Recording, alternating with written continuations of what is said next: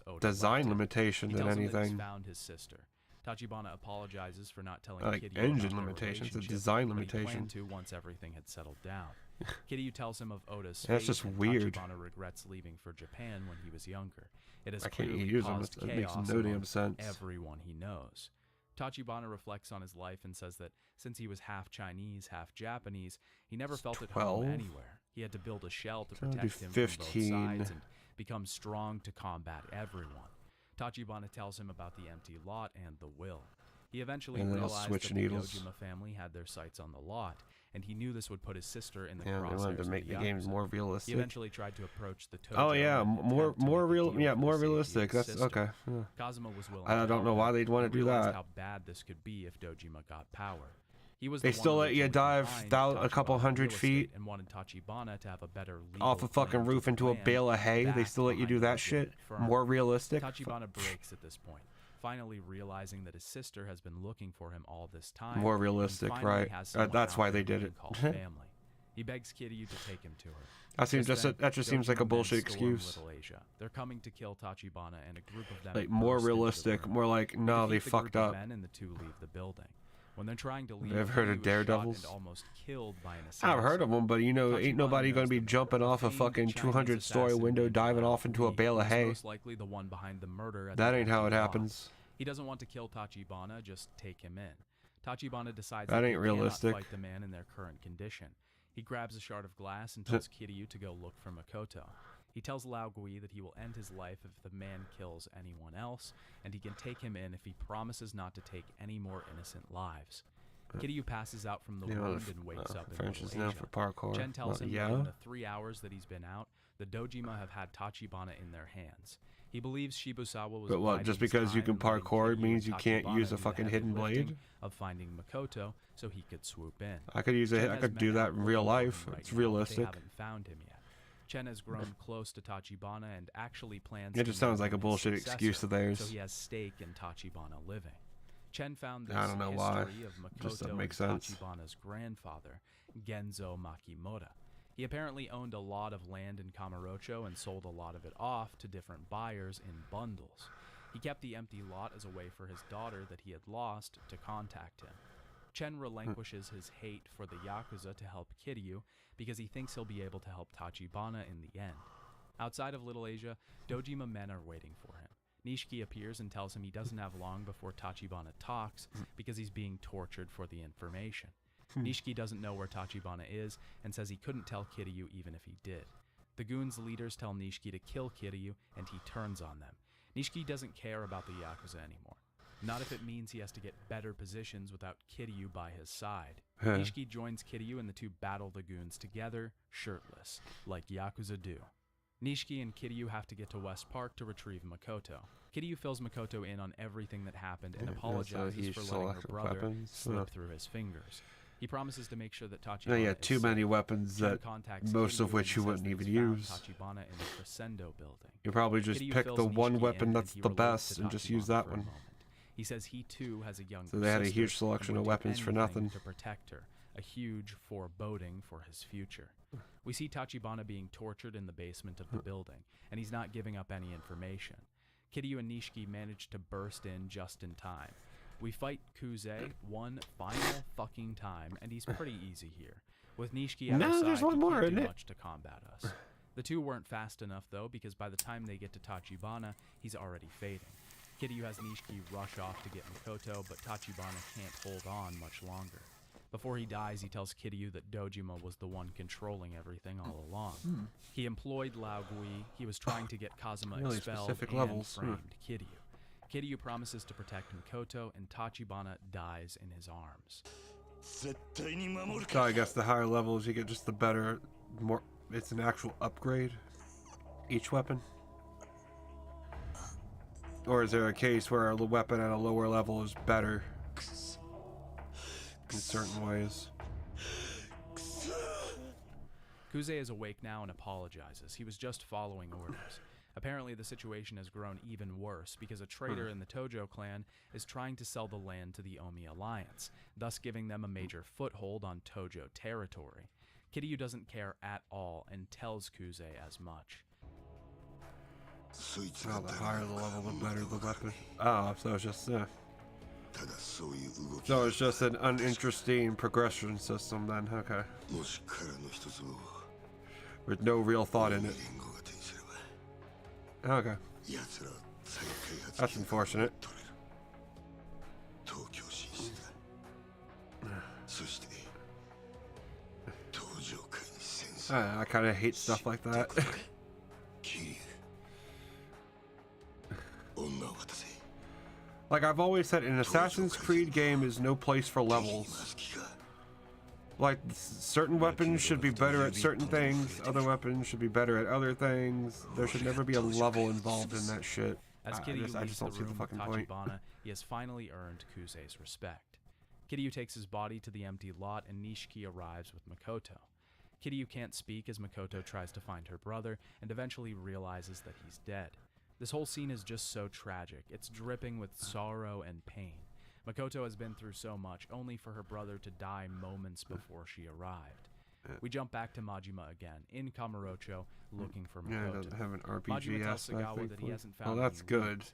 Sagawa can't help him But because he's still, the lonely level and can't with the officially do progression of the business on weapons is Tojo just turf. like that obvious. Majima wonders why they can't ask That's like the Shimano for beginning of the end help. right Sagawa there. says he can't show weakness to the man. Not just because of pride, Seems but like because it, at finding least. Makoto is part of a deal between Like the you have to put Oni no and the thought Tojo. and like, oh, We you realize leveled that the the weapon traitor up. of the Tojo That means is it's better. Shimano himself, who's planning to sell the land to the owner Instead of, for no, 10 that's something billion different. yen and make a bid for the seat Ah, of yeah. chairman. Sagawa is to become the leader of It's the weird. Oni area in I guess, I Kamurocho don't know. when the deal goes through.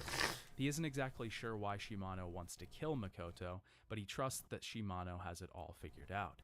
Sagawa tells Majima to head to the Champion District to search for Tachibana men. In the district, the locals tell him the Tachibana men stopped appearing a few days ago without warning. Outside of the Champion District, some You Shimano can't men tell me want to bring upgrading Majima ships was in. worse. They find his I mean, presence it in the city was. suspicious, especially since he has That doesn't mean upgrading weapons wasn't bad. Around.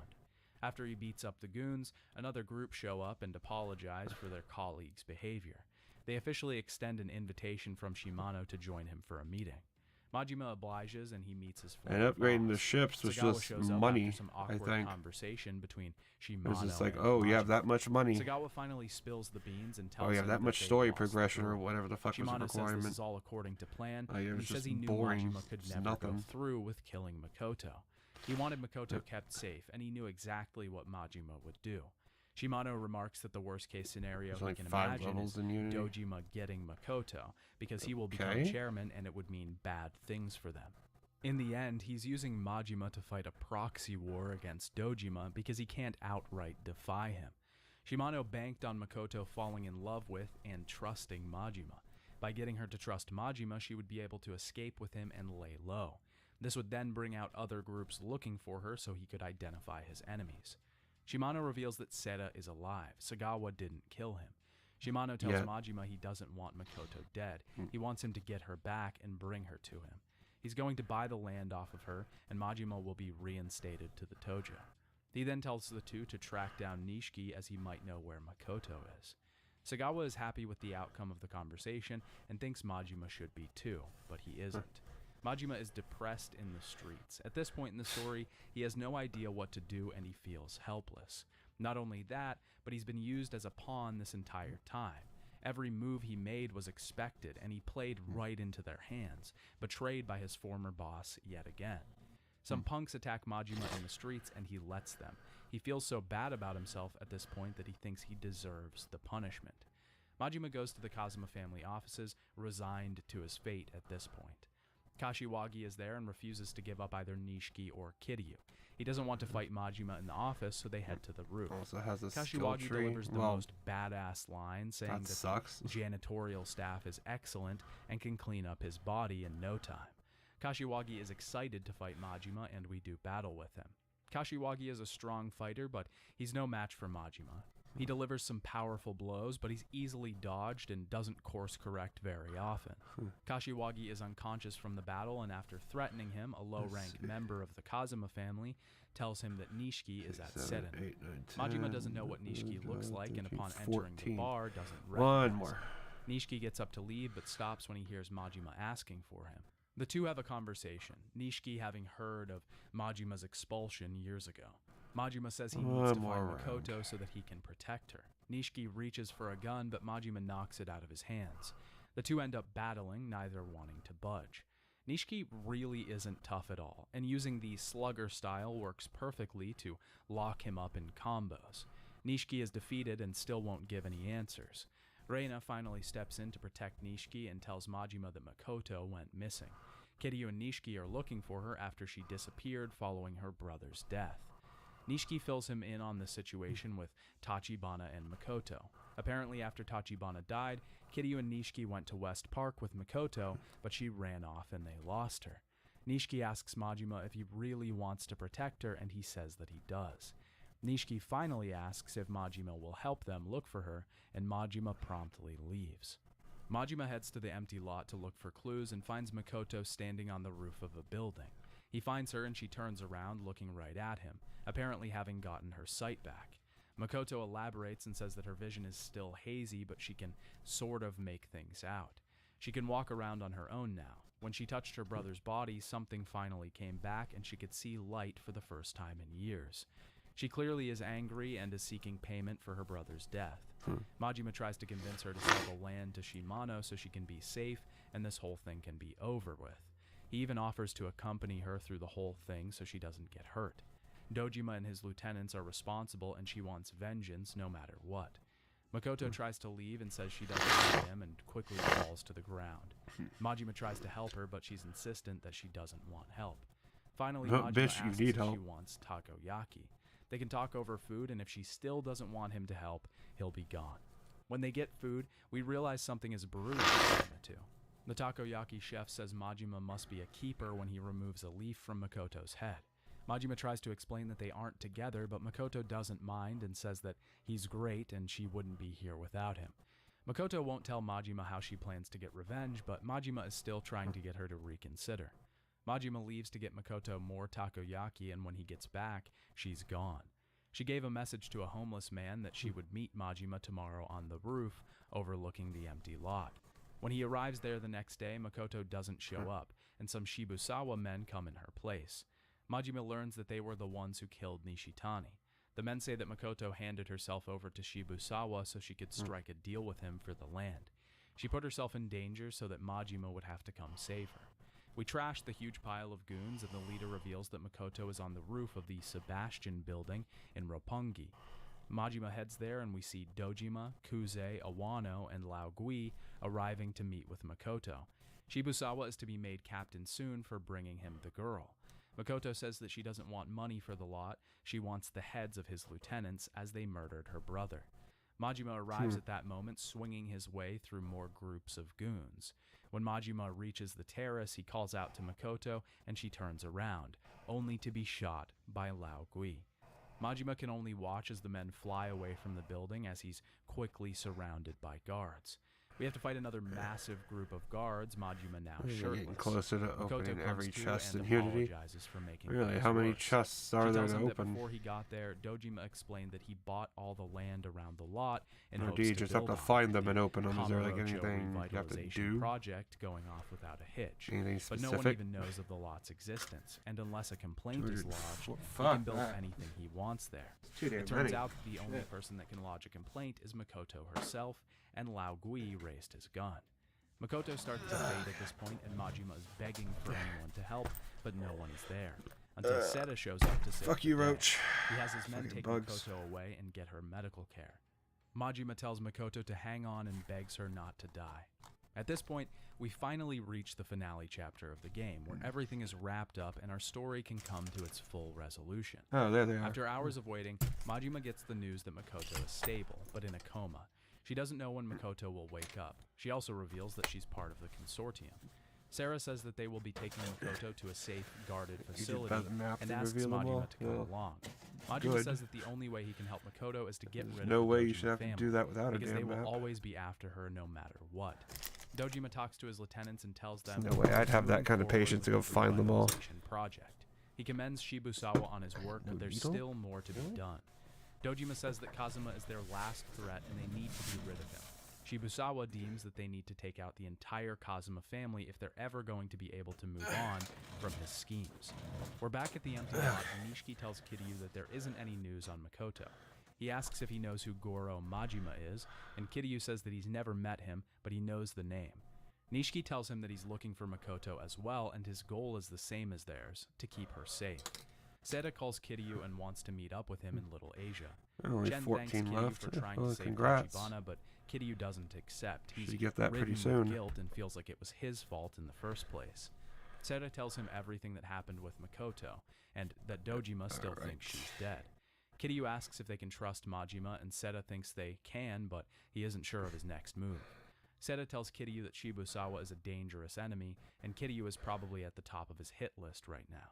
On top of that, the police are still looking for him in connection with the empty lot murder, so he should lay low and get out of town. Seda says that if Makoto wakes up, the consortium will take the land off her hands. This was Kazuma's plan all along, and if Tachibana made it through, he would have given the land over to Seda Yeah, I just don't the know how they same. even added that The many. original goal was to Busy prevent work. Dojima from taking power and pushing Seda Because up they the know they ranks to the could. seat of chairman. Kiryu is shocked that he and Kazuma had such a close relationship, and Seda says that Kazuma is the reason he's Because they gotten to knew where he is if they today. did it, people Seda would tells do Kiryu it. that there's nothing left to do at this point but All wait. for a Makoto is little in a trophy. safe place, a ship docked at Tokyo Bay. Nishiki intercepts Kiryu on his way out and tells him a group of Shibusawa's men... I'm surprised they have haven't just made a game where you have to buy the Kiryu platinum tells Nishiki trophy what's yet. happened and asks him to warn Kashiwagi that they're being hunted so he Spend can get $60, somewhere safe. $70 on We the deal with the game, and Tojo another goons and head $80 just to towards the unlock Kazuma the offices. trophy. Kuze is in the street and wants to I have don't know why a they don't. one-on-one with Kiryu, now that he's shown he's a real Yakuza, a man to be respected. Kiryu doesn't want to fight Kuze Or have because that be he an knows he's option. out for blood. Either you He knows can that Kuze you can will try to go achieve all all the way the this time, fucking and he's trophies not even yourself, going or to you can look pay out to for unlock them all himself. for $100. You thought the fourth fight was the last one. I was just kidding, Dad. Kuze has a ton of health, but heat actions There's a in game that combination with exists the that's like area's that. weapons make this a pretty Why haven't they easy copied that more actual then? final Kuze fight. Kuze tells Kiryu that he finally sees what Kazuma must have seen in him, a monster Yakuza. He'd better look out, though, because there's I don't another know, who's shit, fighting they can for make the some title, easy money, why wouldn't they? Shibusawa. They gave orders to Lao Gui to not strike a fatal blow on Makoto, keeping her alive and giving them the ability to track the consortium. Now Shibusawa is going to take out every single person that was associated with Kazuma. Nishiki runs to get the car as Shibusawa is about to raid the boat that Makoto is on. Kuze warns Kiryu that he's about to find the dark side of the Yakuza, exactly what Kazuma didn't want him to see. Kiryu finally salutes Kuze and thanks him, finding the respect for him somewhere deep down. Nishiki and Kiryu head to the docks to put an end to this. Majima finds the men that he let beat him up the day before. This time he retaliates, and this is the first true signs of the mad dog coming out. Sagawa finds Majima and tries to get some answers out of him, but Majima is having none of it. Sagawa tries to stop Majima, and he threatens him with blood dripping from his voice. As Majima walks away, heading for Dojima himself, Sagawa tells him that he has the look of a mad It's dog weird, in his I eye, guess. and says to himself that the crazy bastard has finally broken his cage. We see Majima blasting his way into the Dojima family HQ, and he's out for blood. Shibusawa is about to begin his attack on the ship holding Makoto. He gives the order and Kiryu and Nishiki arrive. Nishiki isn't too confident that they can make this work, but Kiryu is. Shibusawa heads onto the boat with his men in full force. Just then, Kashiwagi arrives with a truck full of goons, and there's a full-out battle on the edge of the ship. We have to battle our way up the ship, making it through tons and tons of thugs along the way. This part was really annoying for me, to be honest. There are a lot of gunmen interspersed throughout the thugs, and they generally sit at the back. Getting shot takes a ton of your health away, and it can be incredibly annoying getting shot over and over, getting downed each time, and not even having a chance to retaliate. This makes you think you should just target the gunman first, but even with rush style, you can't avoid every single gunshot volleyed at you. It's incredibly annoying, and especially if there's two gunmen, because when you're dealing with one, you're getting shot by another. Ubisoft wanted to make Kiryu their arrives at the bridge to final find good AC Shibusawa game has as already easy as got possible. Makoto in tow. We jump back to I Majima get and have to easy, fight our way yeah. through the Dojima family Just headquarters. time consuming, it seems. This section has yeah. a similar problem with the gunmen, though not nearly as bad as the At ship least it's not that version. bad. The rooms are generally less open, so we can get to the gunmen quicker.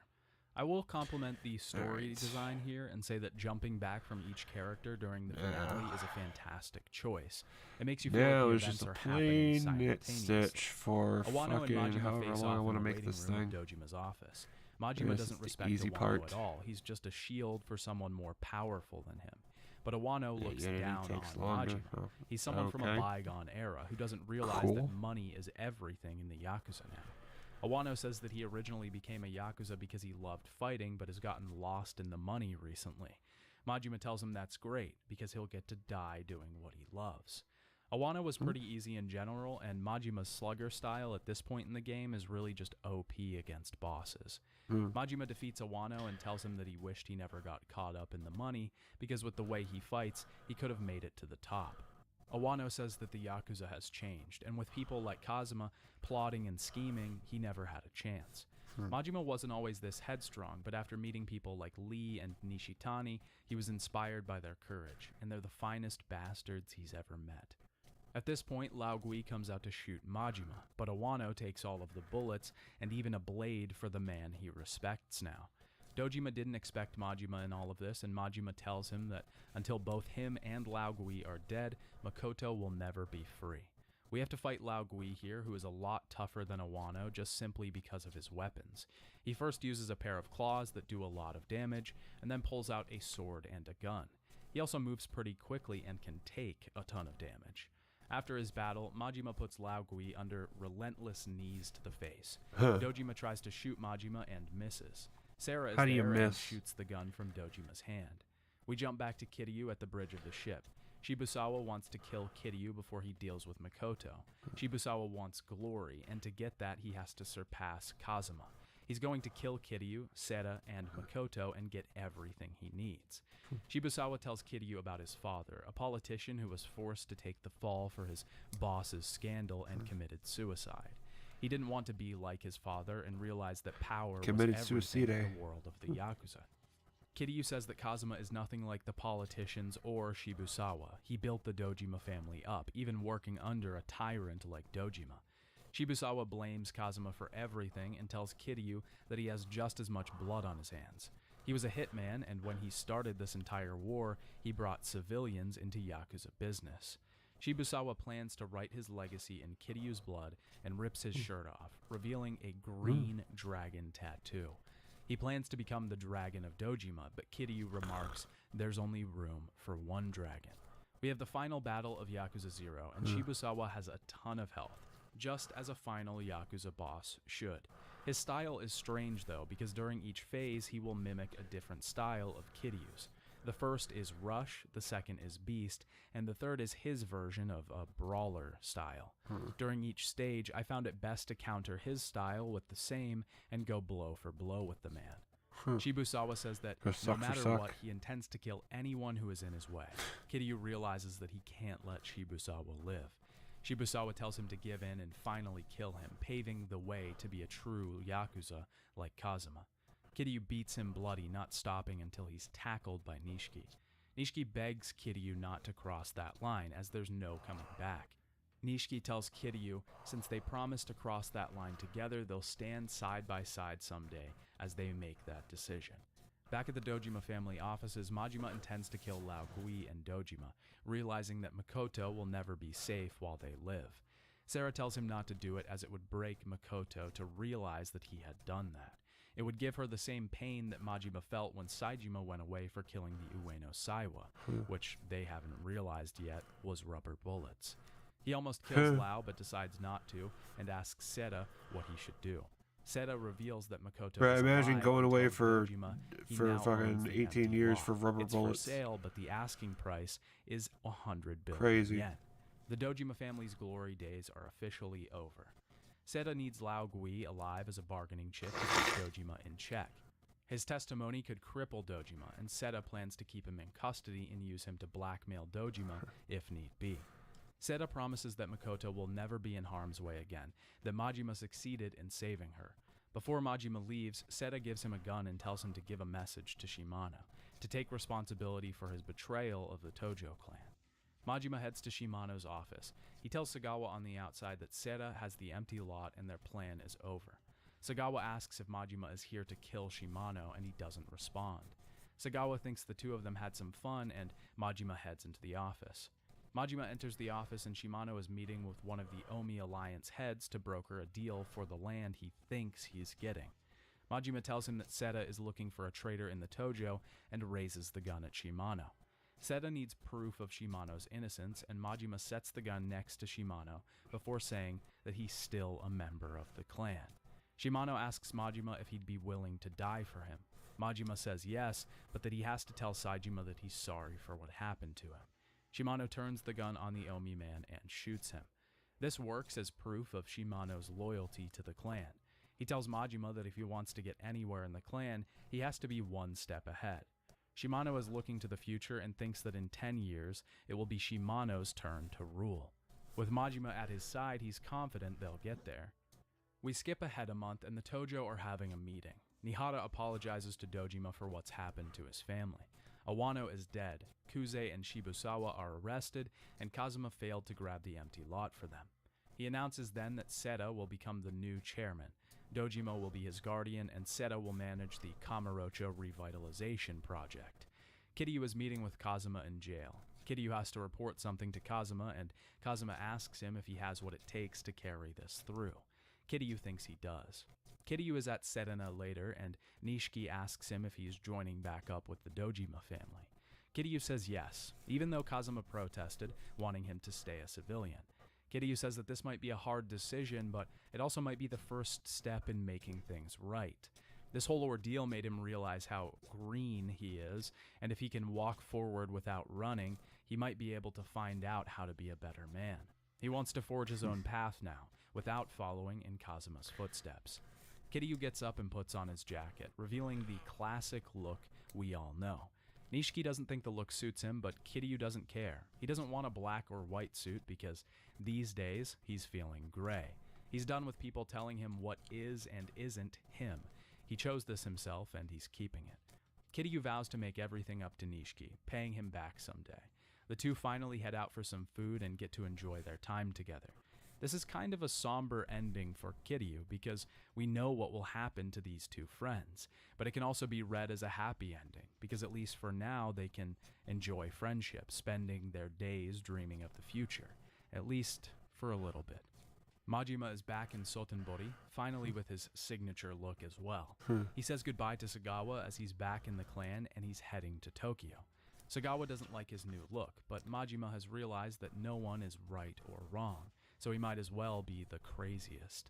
Sagawa tells him to contact him if he ever needs him, and Majima says jokingly that if he ever sees him again, it would be too soon. Before he leaves, he thanks Sagawa. He taught him bravery and the ability to survive. After Majima leaves, the Omi fall upon Sagawa and kill him for his part in Shimano's murdering of one of their top brass. In Kamurocho, we see Makoto walking down the street with her doctor. They're being harassed by some men on the street. Makoto hits one of them and they let her doctor go. Makoto slaps them again when one of them tries to offer her some time at a hotel.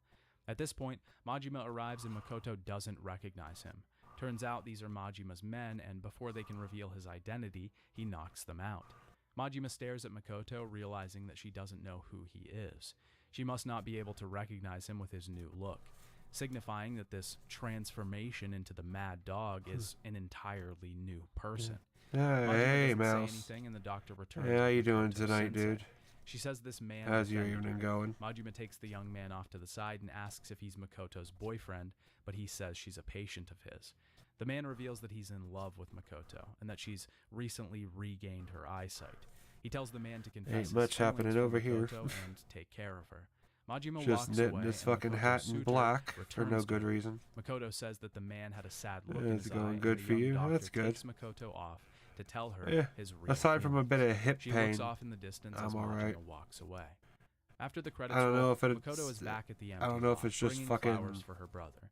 She thanks you know, everyone permanent who hip helped her in pain, the or if it's the process, but weather she or never not, got but to learn the one man's name. sucks. She wishes that she could have told him how much he meant to her. But you know, In the other pile than of that, dirt I'm from the alright. ground, she hears a song and Can't begins complain. to dig. Inside, she finds her watch repaired. She breaks down and thanks the mystery man for bringing it back to her. The last scene of the game sees Kiryu and Majima walking down the same street. The two men who have never officially met, only heard of each other in passing, finally meeting face to face, and Majima introduces himself with his famous phrase and his new style fully cemented.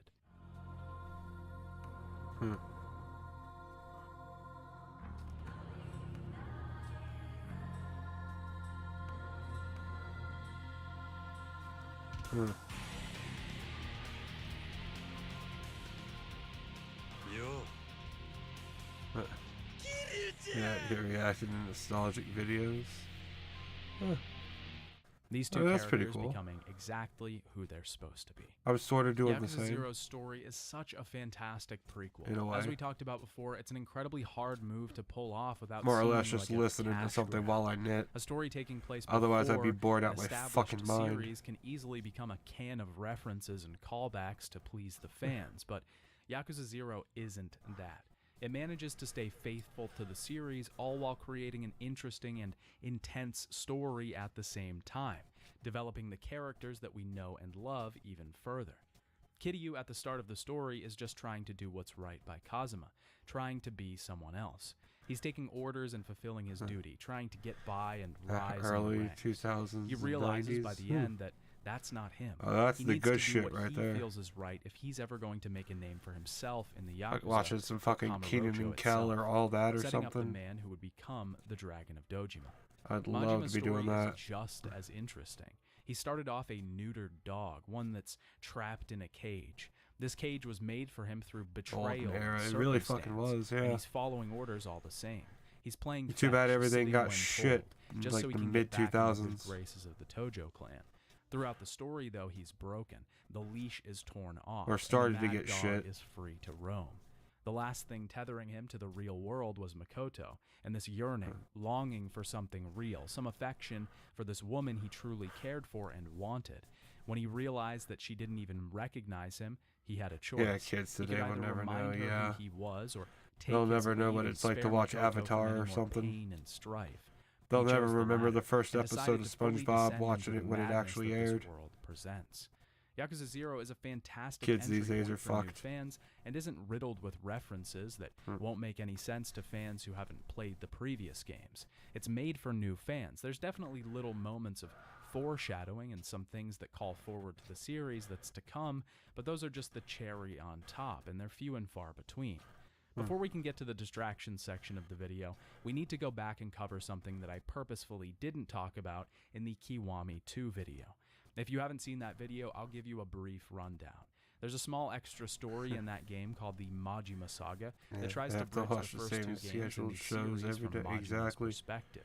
There's a It's the pivotal same moment in Teen the last Titans chapter Go. where Majima meets back up with Or the same Makoto, shit and I want to SpongeBob. go over that briefly here as I left it out of my Yakuza 2 video because it had huge Well, I mean, to be fair, spoilers for every Yakuza show is 0. scheduled, so I When don't know. Majima arrives at the massage parlor, he realizes that Makoto is there. He gets a massage from her but tries not to speak at all as he doesn't want her to recognize his voice. She still has her watch and replaces the straps when they wear out, but the new colors don't match. She tells Majima where she got it from. She says she never got to thank the man that saved her, and that's why she's at the clinic, because she hopes one day he'll show up and she can close that chapter of her life. Other than that, though, she's mostly moved on. She's married with a family now. Before he leaves, he thanks Makoto for getting rid of 18 years of knots. He thanks the receptionist for Makoto's service. The receptionist says she's the best they have, but she's leaving soon. She got a job overseas and has one more week before she heads there. At the end of the Majima Saga, Makoto is heading on a plane and finds a gift box that was given to her on her last day. It's new straps for her watch that fit the style, exact replicas of the old ones she had. She realizes that the only person that would have known what those straps looked like would have had to have been the man that saved her. The whole thing hits her at once, and she figures out that Majima was the same man. The last we Now see they of keep her is her scheduling husband Loud asking House, if she's okay, and she says that spin-off she has no version regrets of Loud House going and forward. SpongeBob. Makoto So finally it's gets just to same move on 3 and have things peace over in and her over. new family, and Majima does as well. Knowing that That's she's more saved from variety. his That's found 3 times the happiness. variety of The Cartoon Makoto Network. Majima story will forever be It's one of the literally most nothing tragic but and Teen Titans heartfelt Go. stories Actually, the let me go Yakuza look right now. series Fuck it. tells. I'll Majima take a wasn't look. made for a relationship. that's for sure. And it isn't even practical at this point to ask him to give up Oh, his no, life it's- as the mad well, it's dog nighttime. for a woman, because it wouldn't Okay, even well, if suit we go him. all the way to But just to see daytime. him break throughout the course of this game and eventually have to descend into what he is today, all because of what he went through is so rough. On the other side, though, Oh, they Majima actually wouldn't have a be bit of who he is variety. today had none of that happened. We wouldn't get the mad dog that we know and love. His strong Huh. bond with Saejima, his half Okay, they're friendship, airing more half than just rivalry with Teen Kitty. Titans Go these days. It's all part of what makes this series That's so surprising. great. It's about time in the video that we talk But about that is still Yakuza's very fucking distractions, limited. and Yakuza Zeros are top There's notch. still only less than Each 5 Yakuza game things has they're a ton airing of during side the day. content to make your way through, all of them serving up their unique brand of fun and interesting mini-games or stories to explore. This section of the fucking video is sad. where I detail all of them and my experience with each. With Yakuza 0, we're back to the 2 large mini-games per entry system. I'd like to get the Cabaret Club one out of the way first. To be honest, there isn't much Yeah, to it's like say 5 here that I shows, haven't yeah. said about the Cabaret Club Yeah, minigame Teen in Titans Yakuza Go, Kiwami Craig of the 2. Creek, It functions basically the Gumball, same because that minigame was something based else. on this one and made quite a few improvements. This one is honestly just a slightly downgraded version of the Kiwami But yeah, 2 they have minigame, very in my few fucking opinion. shows. We manage a Cabaret How do you call Club as yourself Majima Cartoon and try to Network and generate you only as have much 5 income as shows? possible, eventually battling other clubs along the way. It's great and is Boomerang almost just as fun has as the more other fucking version. The show other large variety. minigame in Yakuza 0 is the real estate management. This is Kiryu's large side story and focuses on hell. trying to revitalize the real estate business that's introduced in one of his earlier chapters. The basic framework is that we have to take on 5 different districts, with each one controlled by one of the 5 billionaires: the Leisure King, Electronics King, Pleasure King, Gambling King, and the Media King. There's another one behind it all, the Finance King, that we face at the end. The way we go about this is simple, though. We have to buy up properties in a district to increase our share of that district. Each of these properties generate revenue through collections, and we can use advisors to improve individual properties, causing them to generate more revenue and increasing our share of the district. At certain intervals of share, namely 30%, 60%, and 90%, we will trigger events with the billionaires that control that district. Thomas the Train. Eventually, we Probably, will yeah, have to early battle in the them morning. one-on-one and defeat them to take For control the dumb of little entire children that still district. watch that shit. There's some intricacies here, though, like employees. I for think what's example. now it's a There are some CGI advisors show? that are Like better fucking at hell. improving businesses than others. These Was can it be not cheap obtained enough just to mostly have them through be fucking sub-stories and trains? having a good staff on I hand. is know, a you have to must. make it We can also CGI. assign a manager and security officer to each district. Like The fucking manager's hell. skills will determine how much of a profit the area generates, and the security officer will determine how hard it is for the billionaire to retake control of the district. Every once in a while, the king of the district will enter us into a money battle, and we have to throw money at our officer to get them to protect our businesses. If we don't, we lose a bit of our share and have to regain it. Certain properties in specific districts can't be bought. They have to be earned by becoming friends with people who work there or own the place. One specific example is the Club Sega in the Electronics Yeah, district. it's like there's no We point have in to saying the word befriend the girl marathon working anymore. there Yeah. and beat her score. Because that's in all they ever Outrun show a is few the same thing times, over which and happens over to be again. One of the best Why aesthetics why in why have video a games of special all time. event This for will a actually marathon unlock when a it's surprise for literally us at by the end, default? in addition to owning the club, a new game. Just in the store. sad. Kiryu thinks that the girl means something else when she says she'll give him a ride, though, because he's horny on main in this entry. The whole minigame was really interesting and reminded me of when I started playing this series. This was one of the first minigames I was really enthralled with and was just overtaken by how addicting it was. Returning to it later made me realize that there are much better minigames in this series. The real estate minigame has one huge downfall, and that's waiting.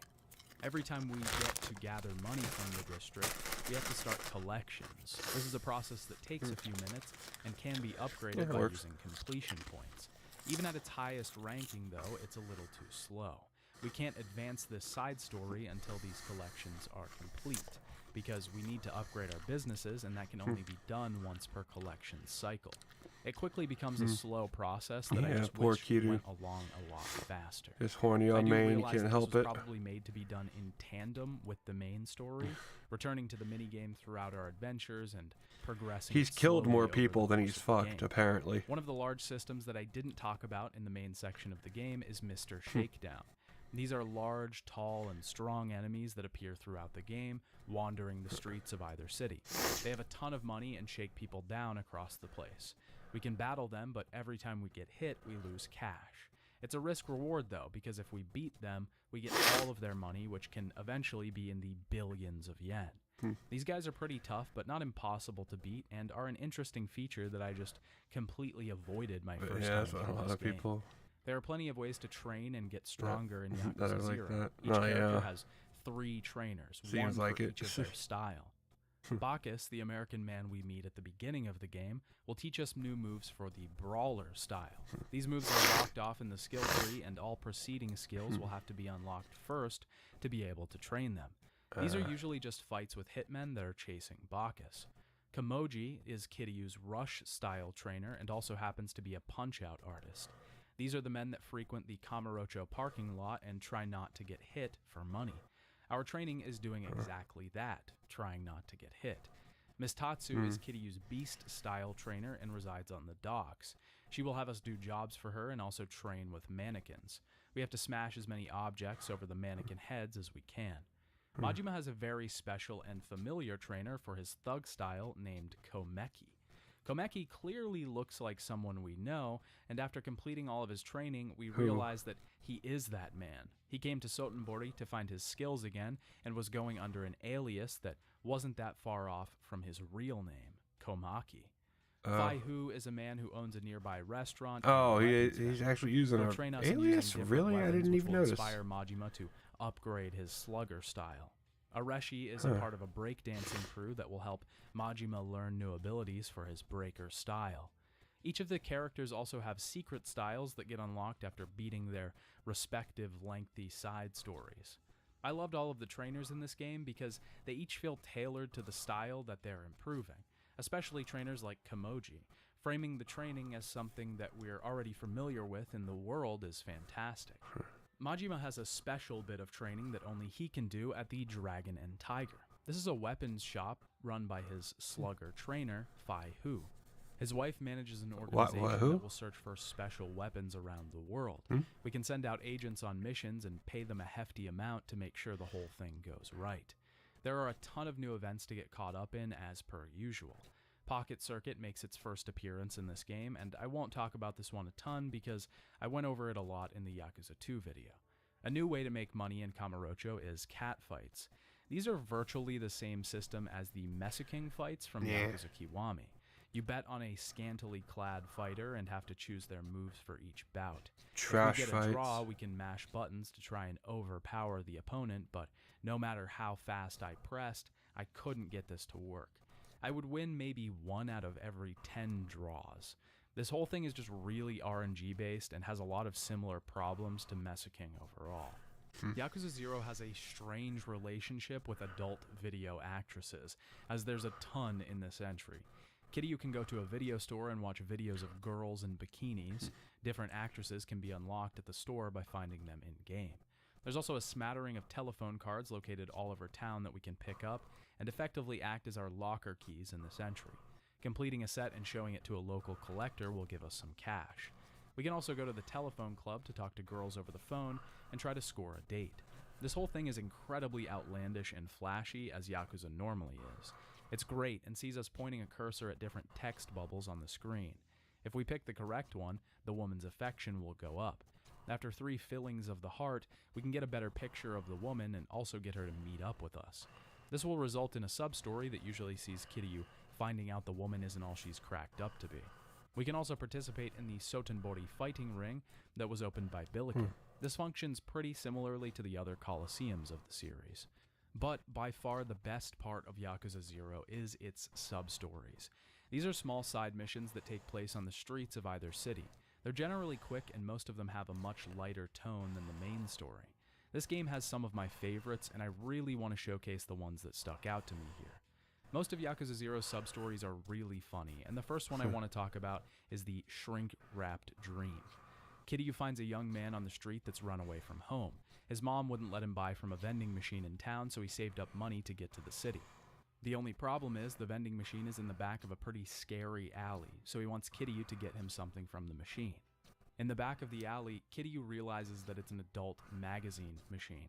He tells the child he can't buy it for him, but the kid gets upset at this. Kiryu realizes he doesn't want to become one of those adults that lie all the time. He hated them when he was a kid, so he decides to buy it for him. The only problem is there are a ton of people on the street, and they can't see Kiryu going to the vending machine. We have to sneak around them, and Kiryu gives the magazine to the kid, telling him to only open it when he's alone and to not hide it under his bed. Another one of my favorites, Arakure Quest, begins when Kiryu finds a line of people waiting outside for a new video game. The boy who's last in line gets his game stolen and is distraught. Kiryu promises to get Akio his game back and chases the thug down. Before he gets to the goon, though, someone else shows up and steals the game. He chases down the next thug to realize that someone stole it again right before he got there. Eventually, he gets to the end of the chain and finds the man that stole the game. The thug was stealing the game for his son, who would be very happy if he got it. Kiryu tells him that he was really stealing the game from another kid in the first place. The man owns up and gives the game back, not wanting to make another child sad. As Akio approaches, we realize that this man is Akio's father, and he was stealing the game for his son, who he didn't know already got it. In the end, the two decide to go home and play the game together, and Kiryu remarks that's how games should be played, between father and son. The sub-story, A Watery Investment, begins when we find a woman being harassed in the street. We defend her and she wants to meet at Cafe Alps to thank us. When we get there, it turns out she's trying to sell us a product called Aha Water, a revitalizing drink that will heal and calm. Her real motive is to get us to buy the product and sell it to our friends, thus earning money from them and so on. You know, a pyramid scheme. We refuse her multiple times and eventually her boss comes over trying to entice us. At the end, Nezu commends our resistance and rewards us with a drink of the water. I think this story was hilarious because I can't tell you the amount of people I've seen in my real life fall for pyramid schemes. The last sub-story I want to talk about is A Shining Example. This one begins when Kiryu finds a woman that needs help down a suspicious alleyway. At the end, a masked man in a very familiar purple jacket begins to fight us. When we beat him, he takes off his mask and reveals that it's Shinji. If you've seen my video on the first Yakuza game or played the first game yourself, you'll know who Shinji is. The two don't know each other yet, and Shinji is actually trying to kill any Yakuza that he can find on the streets. He's only 16 in high school, already in a bike gang, and has a large grudge. The Yakuza beat his father when he was young, and Shinji was abused in turn, so he thinks all Yakuza are terrible. Kiryu doesn't care about what Shinji thinks, and doesn't even really try and dissuade him from thinking the way he does. A while later, some Yakuza pick Kiryu up and say that they have Shinji back at their office. Kiryu saves Shinji but is upset that he dragged him into this mess. Kiryu doesn't mince words with the guy. He tells him that he's being stupid and he needs to grow up. He needs to stop the vigilante act and get it together. Kiryu says he only saved Shinji because Kazuma saved him when he was younger, and he wouldn't be where he was today without the man. He'd probably have turned out just like Shinji. Shinji says that he's found someone he can aspire to be, maybe even someday be better than Kiryu. It's a wonderful story that fills us in on the background of these two characters. Also seeing Shinji better be than this bitter, Kiryu, terrible, not tragic likely. kid, only to realize later that he would go on to give his life for others is sad. Yakuza 0 has a ton of amazing sub-stories that I can't all talk about here. A lot of them are truly fantastic, and if you plan to play the game, I'd highly recommend completing all of them if nothing else. Yakuza 0 is easily one of the best in the series. It isn't my favorite, but this entry is the best it could possibly be. Like I've said before, taking on the burden of a prequel is not an easy task. There's so many pitfalls along the way to get caught in, and RGG and Sega completed their task with a true mastery of the craft of storytelling. The gameplay is also fantastic in this entry, and would, in my opinion, mark the beginning of an era of truly smooth fighting in Yakuza games. The variety in styles also provides a constant change in the flow of combat whenever you need it. It's incredibly useful to be able to switch to another stance mid-battle, and I think it really changes the entire framework that the gameplay stands on. The characters and story are handled so gracefully, and every person that appears is built up and expanded upon. No one is used here just for a recognizable name. Everyone's legacy is built up to make them larger characters. We learned so much more about how each one of these people came to be, how they were tried, tested, and Only 10 more forged in the chests flames left. of battle and love. The Really, it game took is this long also to get probably one 4? of the best Damn. reasons that Yakuza even became popular in the West. They So just many have them new spread fans out. started at this point, and it was a great landing pad for people who knew nothing about the series in general. The side content is great, though not nearly as packed as some of the other entries in the series. It takes quality over quantity, in my opinion. The sub-stories are some of the best the series has to offer, and playing each one, I felt like I wanted to put it into the video, but I knew I didn't have the time for Took every me long single to find one. one because it was Yakuza well Zero hidden. is a Ah, truly fantastic game. Well, And if yeah. you've been at all hesitant about at least playing one of these them was games while actual. watching them go through One of the them was an series, actual I would challenge. say that it's a fantastic surprising. starting point. Yakuza 0 sold far beyond expectations, with 500,000 units being sold in Japan during the first 3 months. Critics received the game well, giving it high scores across the board. Hi. Our story doesn't end there, though. We're not nearly done yet. The RGG team would again return to Yakuza for the final game in Kiryu's saga, but we'll talk about that next time. Bye, Dad. Yeah, that.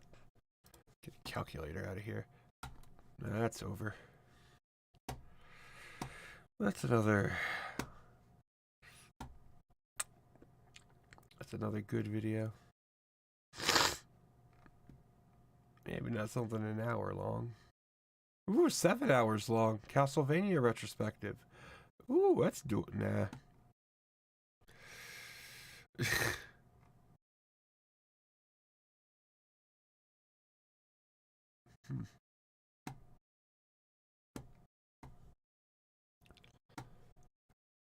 Bully retrospective. Ooh, a bully.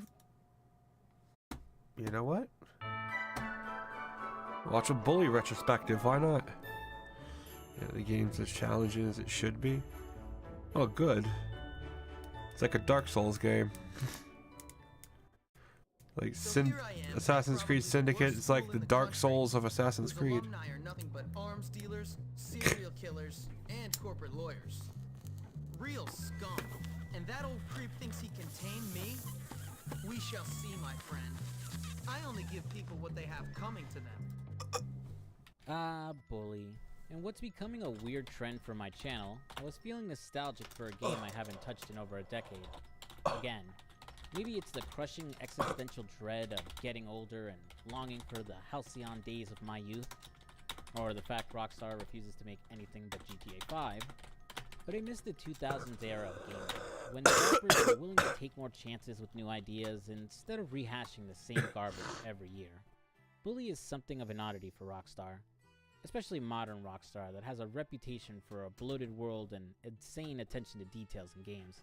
Coming off the success of the GTA trilogy on PS2, it was kinda weird to see them make what amounts to a PG-13 version of GTA.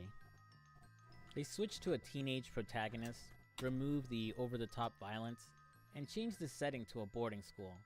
On the surface, it looked like Rockstar was really limiting themselves, but it gave them the opportunity to try something different, a more focused and linear game that would end up becoming a cult classic. So join me as I go back and revisit one of my favorite games on the PS2. Though in this case I'll be playing the updated Scholarship Edition on PC, which wasn't the best choice as I found out during my recording. Scholarship Edition added better graphics, more missions, more characters, more classes, and new costumes.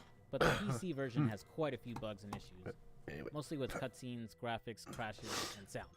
So basically everything. God, there's no naval So ships. before I could Yeah, actually thank start fuck. playing this version, I had to download and install the fan-made I wouldn't be tolerating that kind of shit. Most of these problems. So I'll try to avoid commenting on any technical problems, as that has more to do with the shoddy port job than the game itself. The game begins with our lead, Jimmy Hopkins, being dropped off by his mom at Bulworth Academy. She's getting ready for her honeymoon with her fourth husband, and isn't in the That mood to slut. babysit her somewhat problematic son. Jimmy reminds me a lot of Tommy Vercetti, the main character of GTA Vice City. A thug who has no problem speaking his mind, and who's only Probably really out one of for his himself. dads. He's pretty unlikable, but Jimmy isn't a complete asshole Huh? like Tommy, and does have a conscience. While he's quick to pick a fight with authority and snap back at other students, he won't go out of his way to bully other kids. Only if I make him. And for the most part, as problems arise in the story, Yeah, he and does also put in the leveling effort to try isn't- and talk it out isn't a before chore. choosing violence. After the intro, I take control of Jimmy and make my way to the that's good. headmaster's office. As Jimmy Although, enters again, the school, leveling, several yeah. kids start following him An around and Assassin's trying Creed to beat him game. up. At first, I thought this was a glitch, but then I remembered most of the cliques will Oh, they try and unlock pick a after fight certain with Jimmy before sequences. he improves his I reputation. know that's what I'm used to. In this case, the kids That following him makes on the way sense. to the office are the bullies. They're not really a clique and more a loose group of idiotic thugs. Other than Jimmy, you'll see them bully various Oh, it's not students like throughout Orange. the Oh, game. well. In the main office, we Well, meet the they headmaster were of experimenting Bulworth with it, Academy, and that seems Dr. like Crabble Snitch.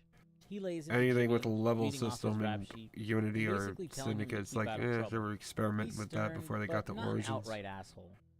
More or less what you'd expect of someone So trying I don't to know if I instill can discipline if in I can abide students by and it. trying to reform them. I remember when I first saw Crabble Snitch, I assumed he'd end up being the main villain, constantly butting heads with him throughout the story, kind of like John Bender and Dick Vernon, or Principal Skinner and Bart Simpson. But he mostly stays out of the plot, and doesn't really go out of his way to antagonize Jimmy unless he's gotten himself into trouble. Where's your uniform, young Hopkins? Run along now, child. Chapter 1 officially starts here, and Jimmy will have to head over to the boys' dormitory in order to change into his school uniform. Now we're introduced to the game's trouble meter, the equivalent to GTA's star system. It's divided into 3 segments, slowly filling up as Jimmy breaks the rules, like beating up other students, running around without his uniform, or when he's cutting class. If an authority figure like a prefect, teacher, or policeman spots Jimmy while he's rule breaking, they'll give chase and try to grapple him down to the ground. If your meter is in the yellow, you can fight back and escape, but if it's in the red, you get busted instantly. Depending on when, where, and by who Jimmy's busted by, he'll either be sent to the class he's skipping, his dorm, the police station, or the principal's office. Get busted 3 times while class is in session, and Jimmy will end up in detention where he's forced to do some menial task. He'll also have any weapons he had on him confiscated.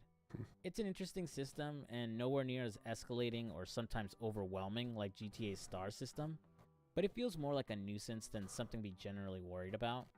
Your trouble meter will start to go down the second you're out of an authority figure's field of view, and running into a building is usually an easy way to ditch the person chasing you. Yeah, Though imagine Jimmy getting can detention easily more outrun than them once. for the most part. That shit would Making it suck. to his dorm, Jimmy is greeted You're by just a trio sitting of bullies, around. and we get a tutorial to the game's combat system. Just waiting. It's a more That- expanded version of the combat That's even the you had in point. San Andreas.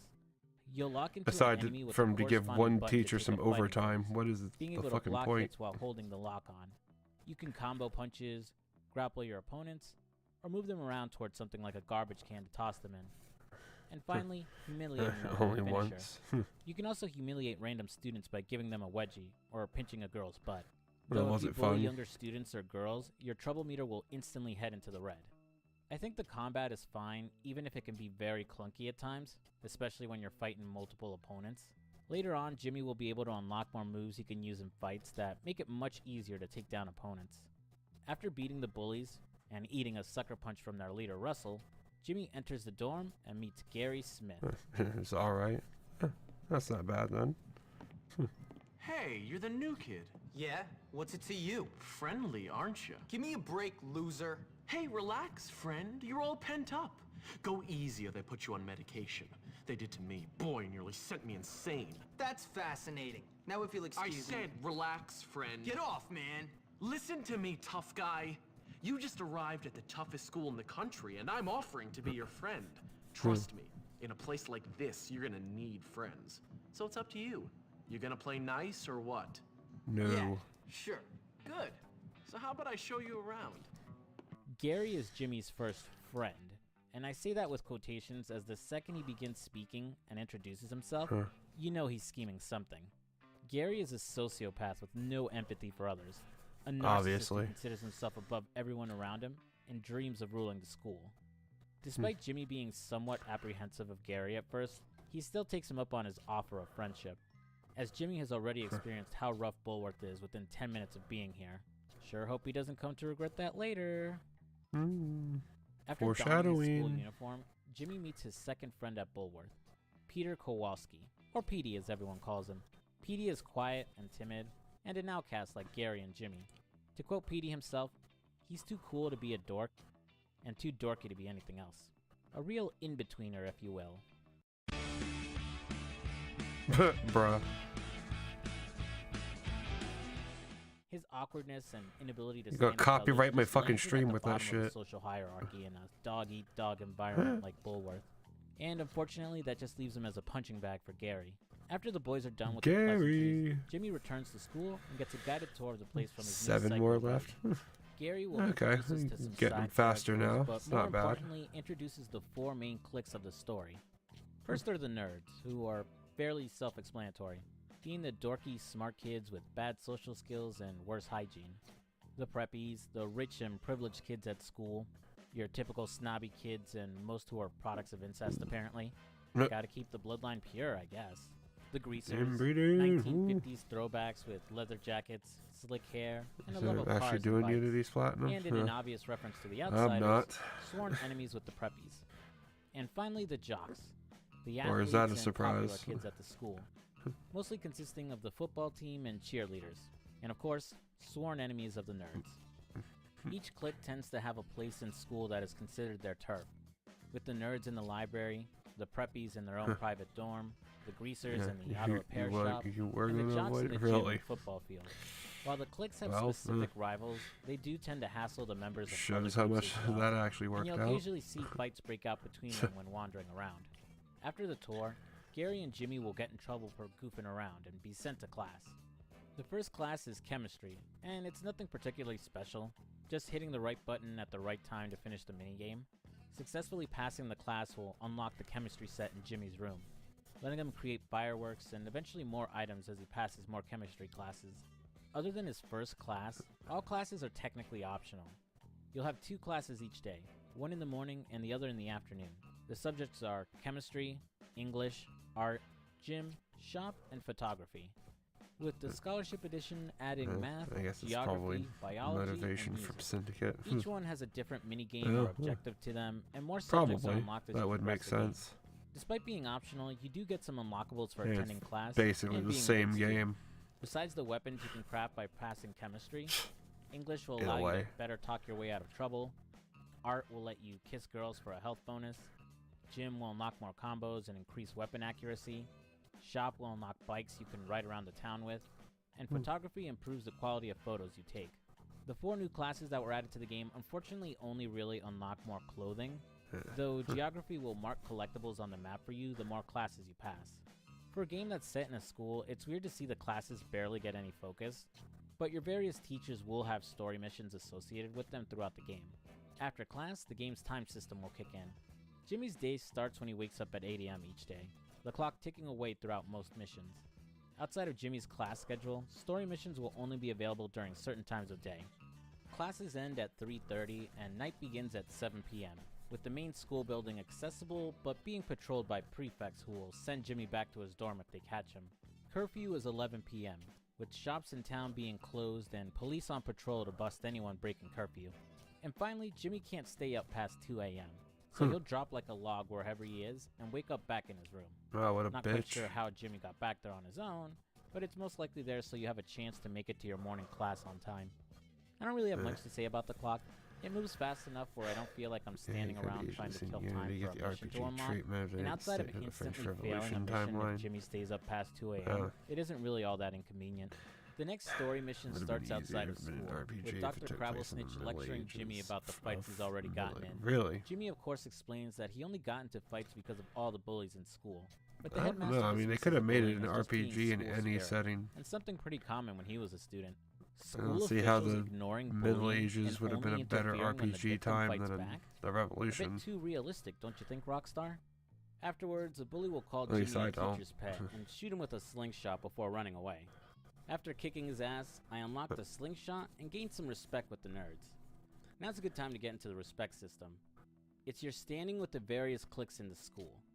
Your reputation going up or down with certain cliques after completing certain missions.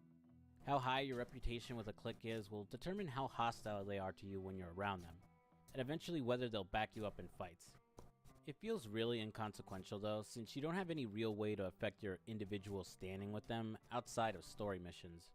So you're basically put on a linear path of which groups will and won't be cool with More Jimmy. map you can access. Maybe if the respect well, system was built around doing well, that's just a side quests and limitation favors of for the them group, wanting to only and you do it got in some the cool city. unlocks for They getting could have them to easily max have had level. more locations Admittedly, it available. would They probably just pad didn't. the game out if you had to grind reputation to unlock story missions, but at least it would have more of a reason for existing.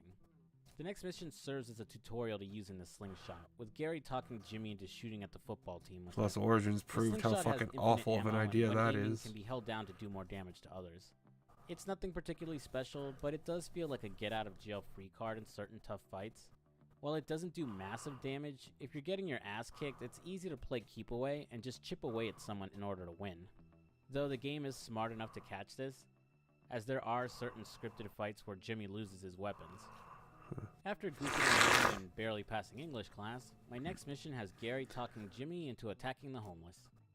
It goes about as well as you expect. The rumors are true, Jimmy. Your dad does live on campus. You jerk! Ow! Let's leave this guy to his welfare payments. Come on, let's get out of here. After apologizing to the hobo, we learn he's a Korean War veteran, and for some reason is allowed to live on school grounds next to kids. It's alluded through some NPC dialogue that he may have been a former teacher at the school, but it's never outright confirmed. The hobo will offer to teach Jimmy some fighting moves he learned in the war, if he brings him a transistor. Not that bad since you got the First one being Origins, handed to yeah. you for this mission. I don't know While how, the but combo's essential, yeah, it you does make managed some it. of the tougher fights easier, as you'll be able to knock down your enemies I wouldn't with want to do that kicks, shit anymore. or do more damage depending on the move used. It's odd that you would go collect transistors for him, as you would think a drunk hobo would only want booze. What's he doing with those transistors anyway? Take this.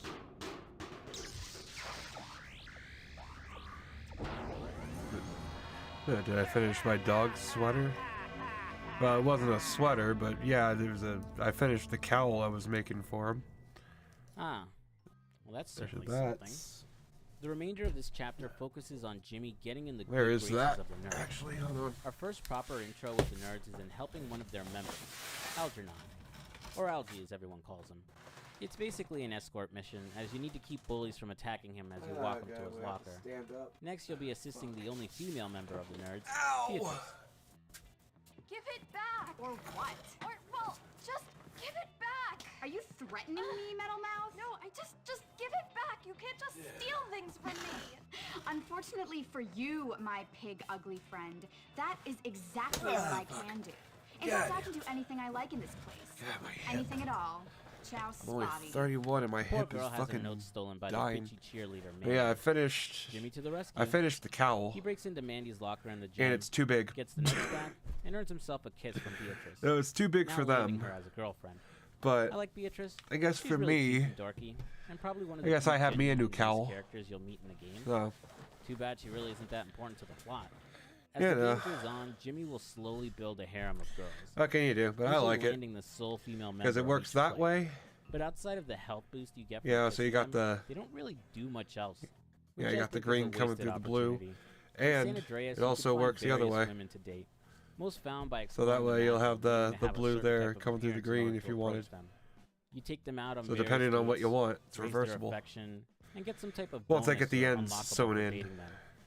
So while not Like, essential but or that's necessary, I'm just not at least they gonna felt not gonna worth bother with that pursuing. right now. after So- protecting another nerd from bullies, I can unlock the skateboard. But yeah, that's that. But yeah, thanks for dropping in. It's okay. I Mazik, can't how go are you doing upstairs, tonight? and it slows down on grass and snow. Hope your evening's but going it's well. convenient since it's always in your inventory. And yeah, as for Unlike this, it's bikes just where a you'll have to normal go out of hat. your way to steal one or Except run this over is to going the to be garage. like an open top hat, Now's so a good that time to knock out you know one more somebody can mechanic wear in the game. this and put their Errands. bun, their During top gameplay, bun through the NPCs hole will in the rush to top, Jimmy with a blue so that the arrow hat dangled can stay over it, flat to the head, leading but him to do a the bun favor can for them. stick out. The errands vary depending So on that's the basically what NPC. I'm doing It here. could be as simple as a delivery, performing a task like smashing a car, or walking a girl back to her dorm. Successfully completing an errand will usually reward And you of with course some it's in money or black, a few so items. look at all On that top of wonderful the money, I detail. want to get this out of the way before returning to the story. But money feels Don't you too just love the abundant and detail? nowhere Look near at as that, useful that's like in beautiful. GTA. Every story mission tends to reward Like, a decent yeah, amount of that's cash, this. so there isn't really anything useful to spend it on. It's Ammo terrible. for your weapons, You soda may have for had help, fun with and Origins, gifts but for you your absolutely girlfriends got and exhausted dirt with cheap, it. and Yeah. barely put a dent in your wallet. It's one of Money will yeah. mostly been spent on clothing for Any Jimmy, kind of and game that's about it. that switches There are from some extras like the carnival, a or buying non-RPG bikes to from an the bike RPG shop, like that so though suddenly. they're worse than the ones That's unlocked in like Shop having to Pass. relearn shit This like ends up that making for the part-time a jobs franchise Jimmy that can just take on later fucking feel pointless, as you'll never tires be me in the need of a fuck huge out. amount of money. I wouldn't call it an 'Cause I just outright wanna missed attack. opportunity, as Jimmy's age, the setting, Why they gotta and be the lack of levels? lethal weapons definitely limited what they could do with cash. So admittedly, I'd rather have a problem with too much money and nothing to buy than the opposite problem like in, say, GTA 5. It was just All right, then, terrible. back to the story. Continuing our Yeah, support more of the tedious nerds, than the next RDR2. mission has you assist the head of their Yeah, it definitely yeah. in running for school Origins president, definitely was. and he looks awfully familiar. And RDR2 was Hey y'all, Scott. so here. boring. Jimmy will have to guard him as he's giving a speech. Story was good, sniping but at everything anyone else trying about to it was attack him so by using a boring. slingshot. Mission complete. Jimmy earns the I sniper wouldn't want to upgrade go for through the that shit slingshot, again. and rather annoyingly, he has zero idea who ends up winning the class election, since it's never brought up again. The main story with the nerds is finished for now, and outside of 2 optional missions with them, the game will now skip ahead to Halloween. Yeah, a ton of collectibles. Yeah, too many. Hey, what's going on? Shit, I wonder what has more collectibles. Fucking As you can tell by Donkey Kong Jimmy's costume, 64 the next mission is to go out or and beat up that new RDR2. kid, Daniel LaRusso. Because at that point, I have no idea. It seems like RDR2 might. Just kidding. On Gary's advice, we gotta go out and commit some pranks. Like most of the Also, side Gary missions. has quite Yeah, the side missions were pretty good. questionable costume on tonight. First half of I the night tried to has do us as many taking as I steps to could, and I question liked for them. certain I don't think I found one I hated, but The second half of the night gives us the mission. I know. of I Big wish Prank. the Now this is a lot more. what the fun, I thought as the Gary and Jimmy will feed some rancid meat to one of the prep fucking dogs. bounty hunter. You'll then collect I his wish people that and had take them more out, than just like light it the on fire 2 outside missions Mr. it fucking Burns' felt office, like it and wait had. for him to come out. Comes out of control. Yeah.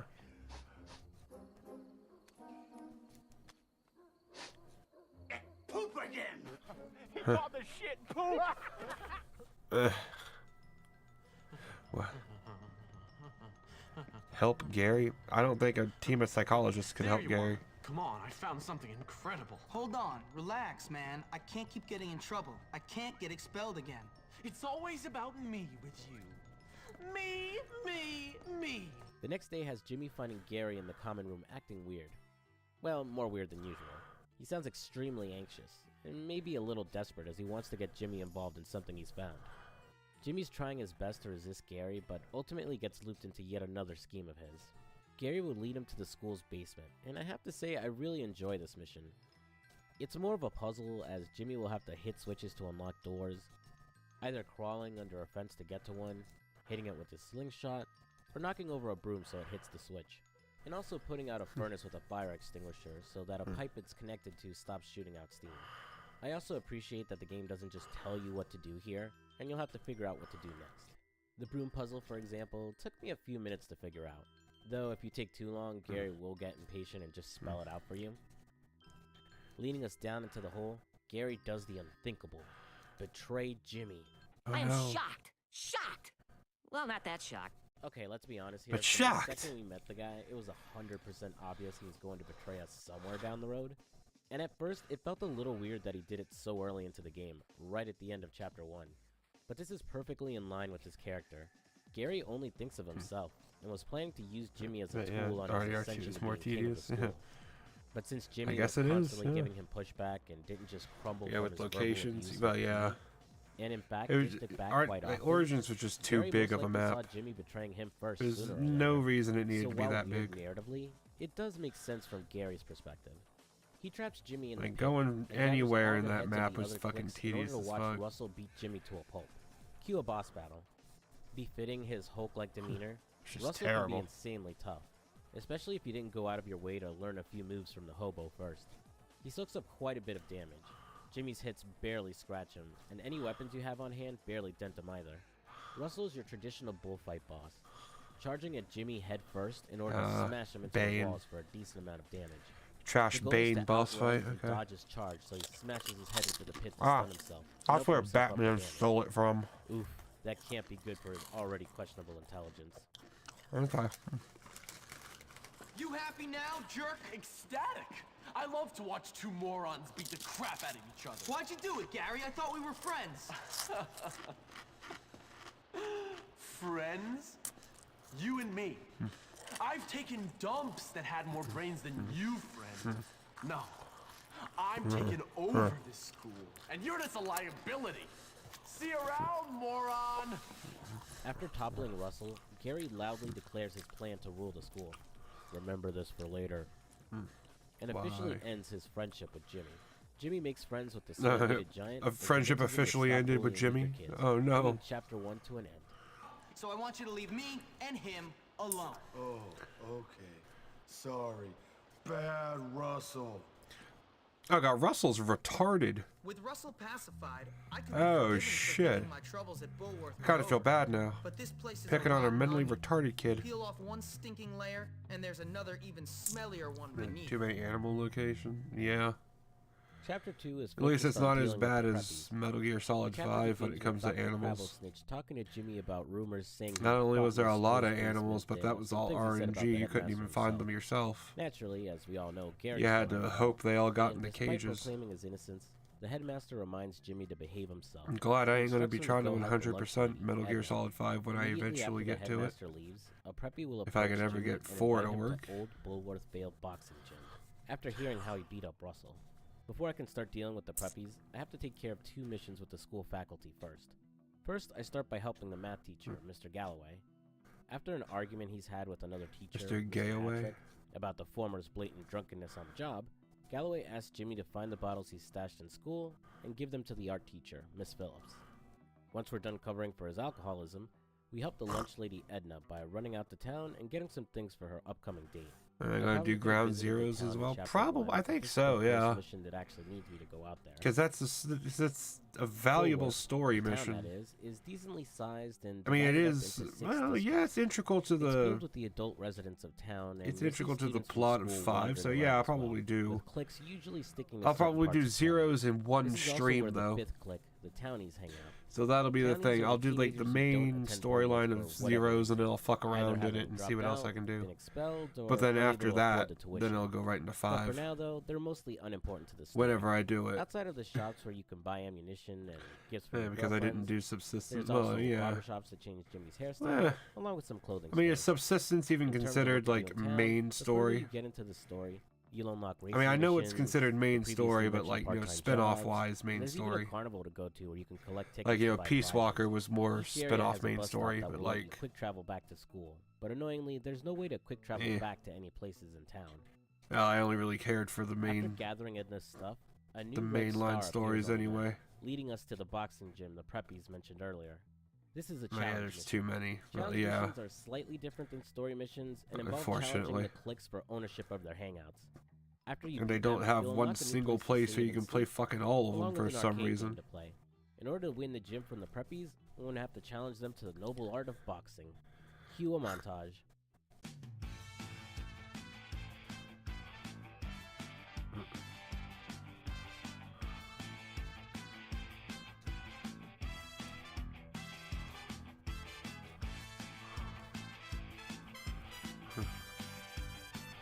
Oh, this is going to get copyrighted for sure.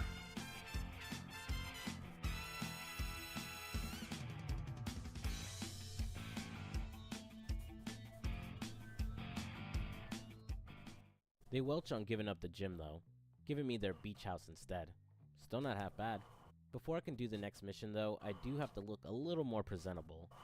The preppy Tad requiring me to buy the same crappy sweater his clique wears.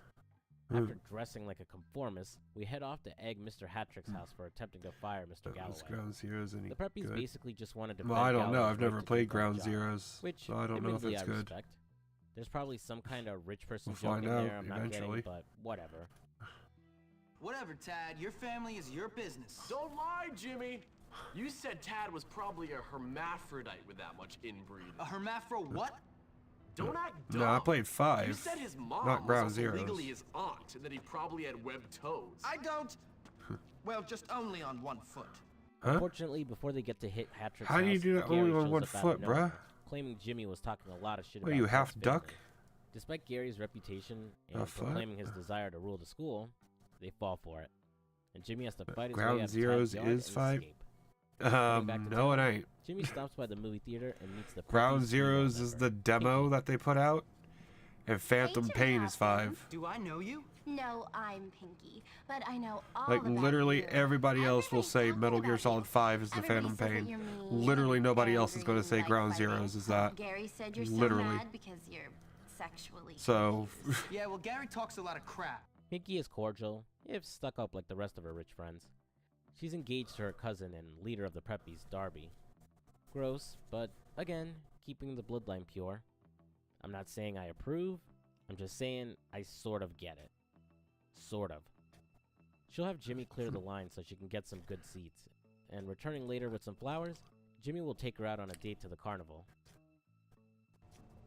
Hey, Pete. Where is everybody? Oh, Jimmy. It's you. Yeah? Guess you want to kill Gary now that he's turned most of the school demo against something you you. pay for? And got those Well, rich kids that you throw do with eggs at this you. one. Gary will get what's coming to him. What's wrong with you? Nothing. The following mission has Jimmy finding Petey all bummed out in I the mean, dorms, depressed that Gary and Jimmy parted ways.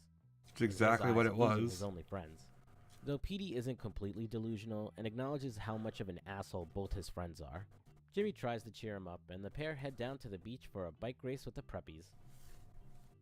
The race isn't tough, and it's just one long lap around the area, but good God, it's brutal on my thumb.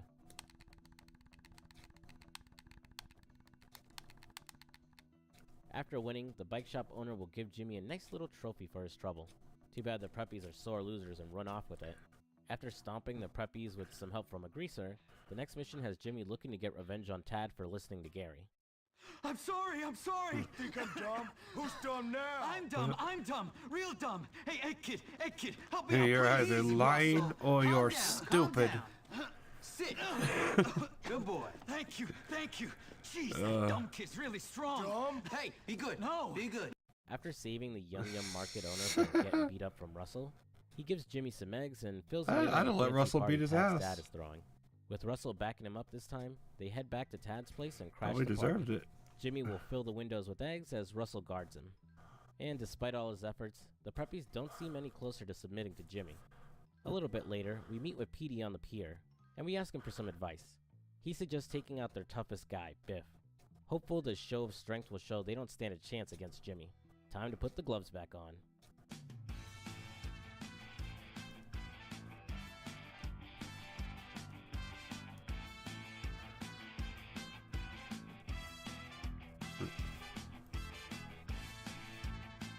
Huh. Who's the baddest? Just battered Me. him. Who's the toughest? Me. Who's the man? Me. That's the one with Me, online. losers. It might have Me. been. The champion number one.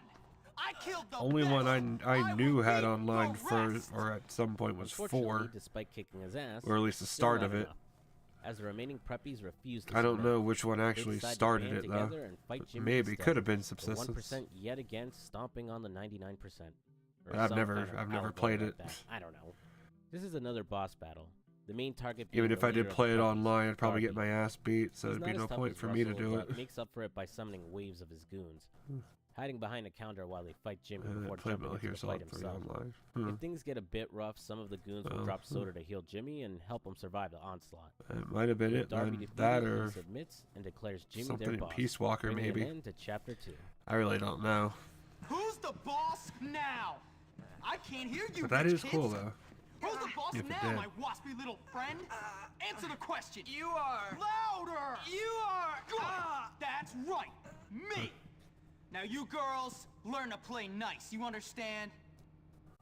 Now, Darby is really stupid, malevolent, and rich. So it will surprise none of you to discover in a future life, he'll end up in Congress. But this is my story, not his. With the trust fund babies under control, it's time to turn my attention to their sworn enemies, those greaseball kids. Fucking Congress, bro. Chapter 3 skips Hitting him ahead with a the, few months, hitting taking him with us the to real winter, shit. with snow covering Bulworth. This chapter will mainly be focused on the Greasers. While Jimmy and Pete celebrate the former's win over the Preppies, they're interrupted by a Greaser, whose boss, Johnny Vincent, requires Jimmy's help. Jimmy Hopkins, right? My friend Johnny needs your help. Then tell your friend Johnny to come and ask for it. Nobody tells Johnny anything. Johnny Vincent does the telling. Well, he doesn't tell me what to do. Now beat it, greaseball. You're causing an oil slick. I said he needs your help, man. Do I look like a charity service? You're gonna pay for this. What is wrong with this place? Jimmy is really antagonistic here, rebuffing and insulting the guy, telling him he isn't interested in helping anyone before the greaser leaves. The guy was mostly cordial and wasn't really being all that demanding, sounding concerned about his boss. So Jimmy basically biting the guy's head off and telling him to take a hike seems unwarranted. Maybe the power is starting to get to his head. Jimmy isn't mean Before enough. dealing Hell with the no, he greasers, ain't. I end up taking care of some side You know missions first. how fucking mean First I is would be. Edna. Continuing on to the next If I part was of her Jimmy, I'd have upcoming been feud. expelled from Getting Bullworth her by some now. perfume, chocolates, and sedatives for some reason. That's how mean I Next would is be. helping out her future date, the chemistry teacher, Mr. Watts. He's got a grudge against Darby and his father for owning the same rare But plant that he I don't does, know. for That's some just me. reason. I'm So a he dick tasks like Jimmy that. with disguising himself as a preppy, sneaking into their private dorm, You look and using harmless, weed no killer to offense, kill the bruh. whole plant. I'll Probably fight you. feels out of place here in chapter 3, but this was an optional mission I still had left over in chapter 2. I also take the time to kick the nerds out of their hideout underneath the comic book shop by getting them Yeah, it's high always the score on ones that Civil look War harmless that are Now, unlike the that'll original fuck you Bully, up. in the scholarship edition, I have to take care of some Christmas-themed side missions I before think, unlock right? the first mission with the greasers. So I head over to the rundown part of Bullworth known as New Coventry. I There, don't in know. a back alley, I find a drunk and down on his luck hobo Santa named Rudy. Hey, kid. You got a light? No. Okay, But- but you want to sit on my but- knee? You want a kick in the balls? I'm sorry, kid. Looking so pitiful, I damn. decide to help him regain his Christmas spirit. First by Poor tossing Santa. snowballs at some townies who had harassed him, I mean, then they by got ruining innocent Christmas face for with a another guilty Santa body. themselves. I didn't know that guilty body was And a finally, by body rounding up type. some of my schoolmates to sit on his lap and take If some I photos if of I had a himself. guilty body, my Really, body would be the really death hope I don't penalty. have to turn these over to the FBI. Finally, I can have a proper meeting with the leader of the greasers, Johnny Vincent. So you came. Yup. I bet you think I'm funny, don't you? A laughing stock? Not Yeah. really. I mean, you dress a little weird, but Yeah, and everyone is laughing at me. All of you at me! what are you Kinda. talking about? Don't play dumb with me. Have you had her? Who are you talking about? I bet you have. Have you had her? What are you doing? Who? Lola! That slut! That slut I love. No, man. Johnny is frustrated as he thinks his girlfriend Lola has been unfaithful and cheating on him. That whore. Specifically with a preppy named Gore. 4 So more. he enlists Hmm. Jimmy's help in getting Nice. some proof. Having him follow the pair around. Should have and that snap done in some about photos to 15 prove that minutes. she's unfaithful.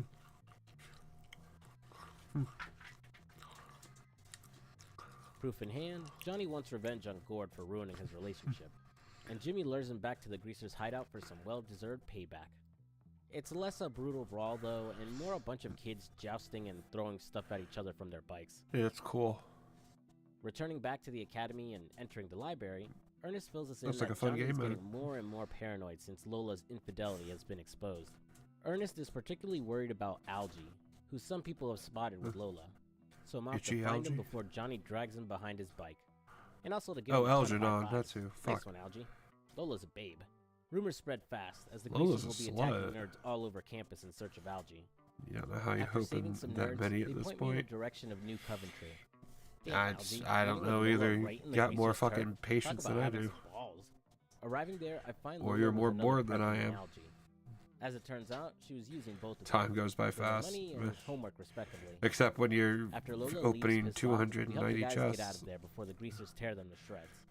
You should probably point out by now that a good chunk of story Or missions maybe, involving a especially clip when you're usually opening that makes many, my I don't know. reputation with them worse and not better. But it seems to It have. only bounces yeah. back into the positive when I beat their I mean, hell, leader it's and already chapter been ends. 3 hours, Again, and this the is all I've got reputation done. system seems rather pointless. That seems so Back fucking at school, slow. The preppies aren't too keen that the greasers are still harassing Gord, so they pressure their boss, Jimmy, to Like- take revenge. In this case, Jimmy running around No, their I don't turf know. and tagging the place up with spray paint.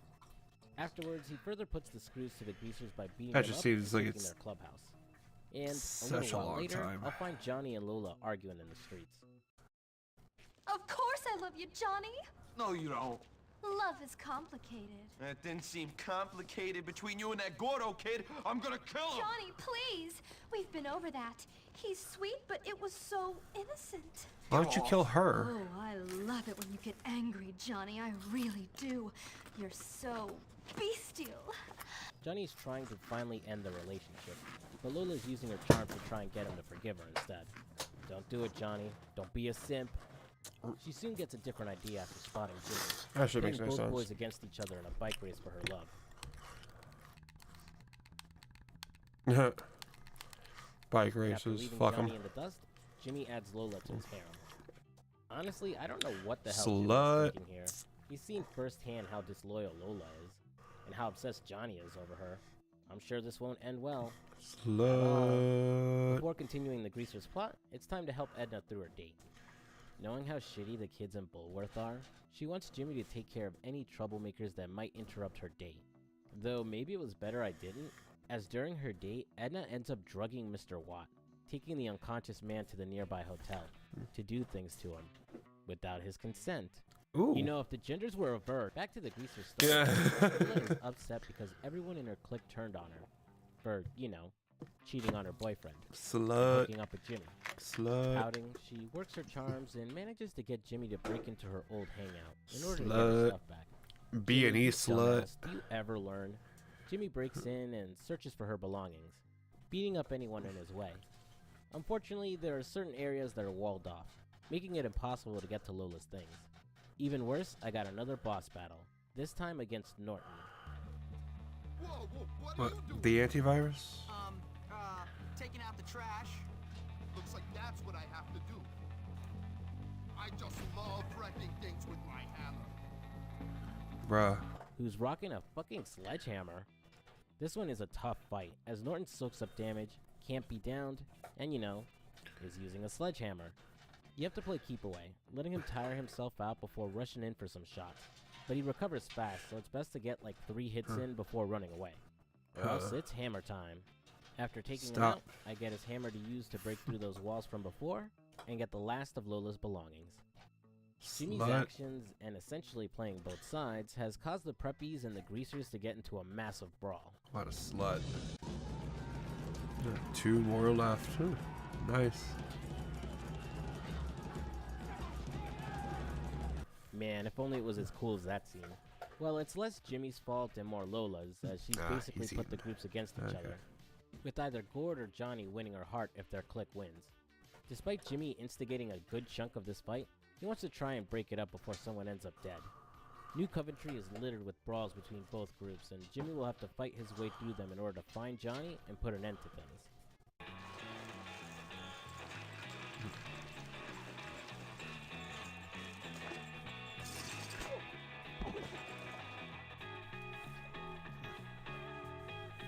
Yeah, you gotta make this your last. You gotta make your last trophy a sync point.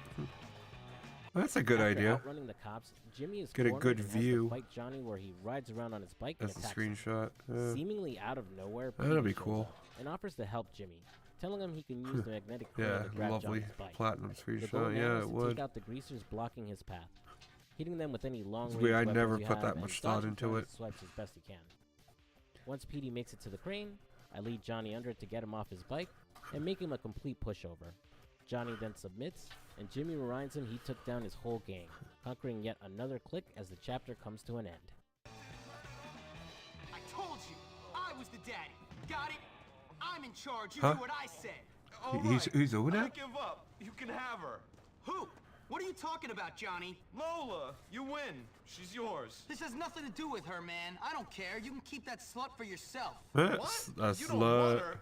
Then why did you do this? Why'd you fight? Just to prove you're tougher than me? That's right. And don't you or your boys forget it. I'm tougher than you, so maybe now you'll stop bullying everyone. You work for me now. Oh, man. Isn't that slavery? I'm starting to feel pretty good about myself. Um. I've just taken control of 2 of the school's worst cliques, but I know there are bigger problems just around the corner. Problems with overdeveloped pituitary glands and brains the size of peas. Chapter 4 skips us ahead into spring, and this time around we're tackling both the nerds and the jocks. Jimmy and Petey are hanging Nerds. out, with Jimmy busting the kid's chops, and Petey making a seriously awkward male This is stripper actually joke. the place Real where the funny, Jimmy. intro starts out Well, at. when you're done with this place, a career on the Oh, stage. that's pretty awaits. cool then. Maybe like a male stripper or something, huh? That'll be a What? unique, So, unique screenshot. what about Gary? During their conversation, Petey reminds Jimmy that Gary is still out there, scheming and whatnot. Gary. Sure would be great to see the main villain actually show up every now and then. The pair end up butting heads with some jocks, setting Jimmy's eyes on his next target. Or not, as we got some nerds to put in their place first. Heading to the library, we find Algie acting like a dick to our best best safe for pal last. Petey. Yeah. We ask him for some help from the nerds against the jocks, but he really gets up his own ass and acts like he's beneath helping Jimmy. Us help you? Yeah, think of everything I've done for you since I got here. You? You're like a bouncer. We're a bit above helping people like you. I mean, get real, duh. Pea stain. You fat asshole, we kept you from getting your face kicked in. I hope you lose your smarts and go back to being an idiot. Get it? Because his name is Yeah. Algernon, Well, like in the book. well, He you can advises we always remind make a the new nerds who's in account and charge, and suggests we take down their leader, Ernest. redo the Sounds platinum like a plan. if you really Jimmy want fights to. his way through waves of nerds on his way to the observatory, where Ernest is hiding. Once inside, we engage Ernest in a boss battle. Ernest, what are you doing? Give it up, dork. You work for me now. You're pathetic. You've defeated my weakest compadres. You've just met your match. I want us to be friends. I need your help. I've had friends like you. Yeah, not that I desperate. treat you like dog muck Well, on good. their shoes. No thanks, bud. Come on. It's my But, oh well, brains I against guess you just your have to live with brawn. it then. Welcome to hell, Jimmy Unless you want to Hawkins. be that desperate. Ernest obviously can't match Jimmy mano a mano, so instead he fights him from above using Nice for long-range Unity, weapons. you can. Well, As that's he good attacks then. from the catwalk, I'll have to That's shoot at the good. machines keeping it up to try and knock him down.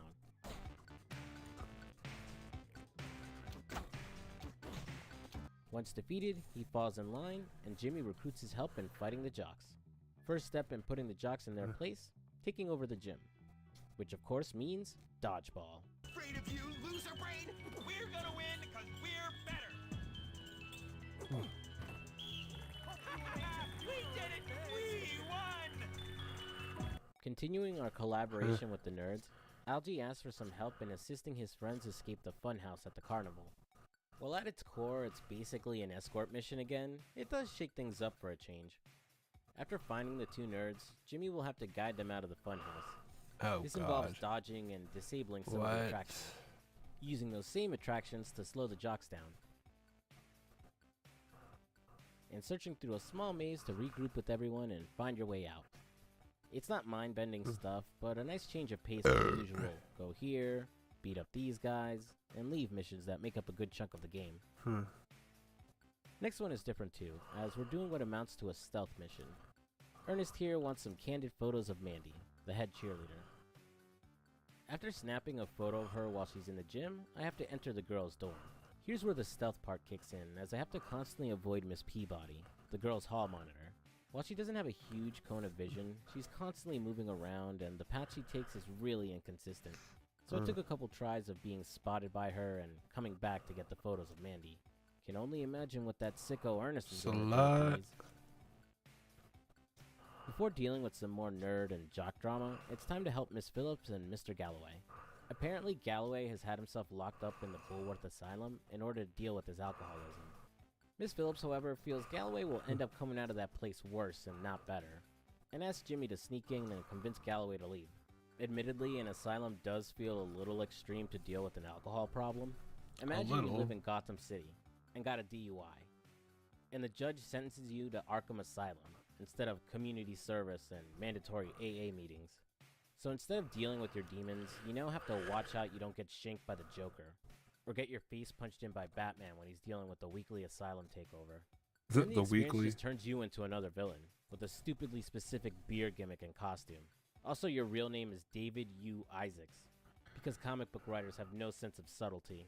Anyway, this is another stealth mission, and a much longer one, as Jimmy will have to make his way all the way to the asylum and then climb over the fence. Once inside, he has to creep past the guards and find the room Mr. Galloway is in to get him out. And like before, if he's spotted, Jimmy's kicked out. Though it's much more annoying here, as you have to run from the entrance of the asylum back to the tree, and then climb it and sneak back in. With Mr. Galloway out, it's back to dealing with the nerds again. They're in deep shit this time, as the jocks have found out about the photos they took of Mandy. But instead of having them expelled or arrested, they want to punch their faces in. Which, to be fair, they have every right to. But this is a video game where crimes don't have real consequences. So instead, Jimmy has to bail the nerds out by holding off the jocks. Cue a turret section.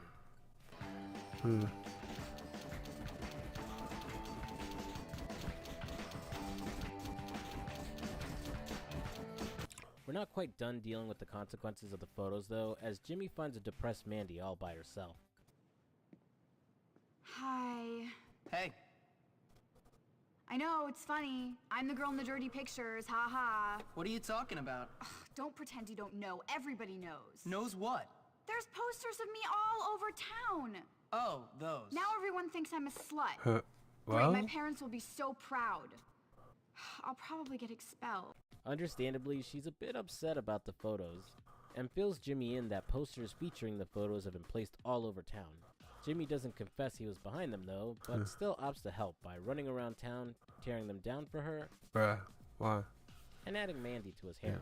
Requires you to finish Photos of a 4 girl side without missions. consent, spreading them around, Oh, that and then sucks. taking them down to win her affection. Have fun with 4 side Sounds like missions. a page straight out of the dentist system.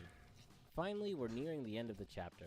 As Or the however artist has many come you up need with to a do. plan to take care of the jocks Probably once and done a for couple all. of them, I'd assume. Sabotage the homecoming game. First step, Jimmy has to steal the mascot costume to disguise himself. Well, you probably have to do them anyway, so... Next step, he'll need to sneak onto the Shouldn't field be a and problem. quietly sabotage the footballs with fireworks, pour glue on the bleachers, and toss marbles on the field. Stopping to do the stupid Bullworth dance anytime someone stops him. With the game ruined, it's time for a boss battle against the leader of the Giants, For Ted specific Thompson, ones. Well, and the rest of the football but team. 4 specific ones that you don't have to do to get the platinum. Oh, it's that little Squirt Hopkins. Yeah, that Squirt Hopkins. You're dead, Hopkins. Yeah, dead, Hopkins. Why don't you stop repeating everything he says and get on with it? Ted is being guarded by several of his teammates, while tossing exploding footballs at Jimmy. The goal is to avoid the footballs, toss them back to clear his guards, and then hit Ted when he's exposed. Once I clear through several waves of his teammates, Ted goes down from one punch, finally conquering all the cliques in school. That's right, losers! Yeah! Yeah, they're pretty Oh, short. Jimmy, you did Well, it! You did it! I'm king of the That's school! good. Oh, you beat them all in front of everybody! Thanks for your help, Petey. Oh, this is gonna be great. Yeah, you can get through them easily. Yep, yeah, So here sure I am, can. suddenly the king of the school. Should be able to. I never meant for things to turn out this way. I just wanted to control a couple of psycho kids and be left alone. But now I guess I'm certainly going to live the good life. Why does he say it like that?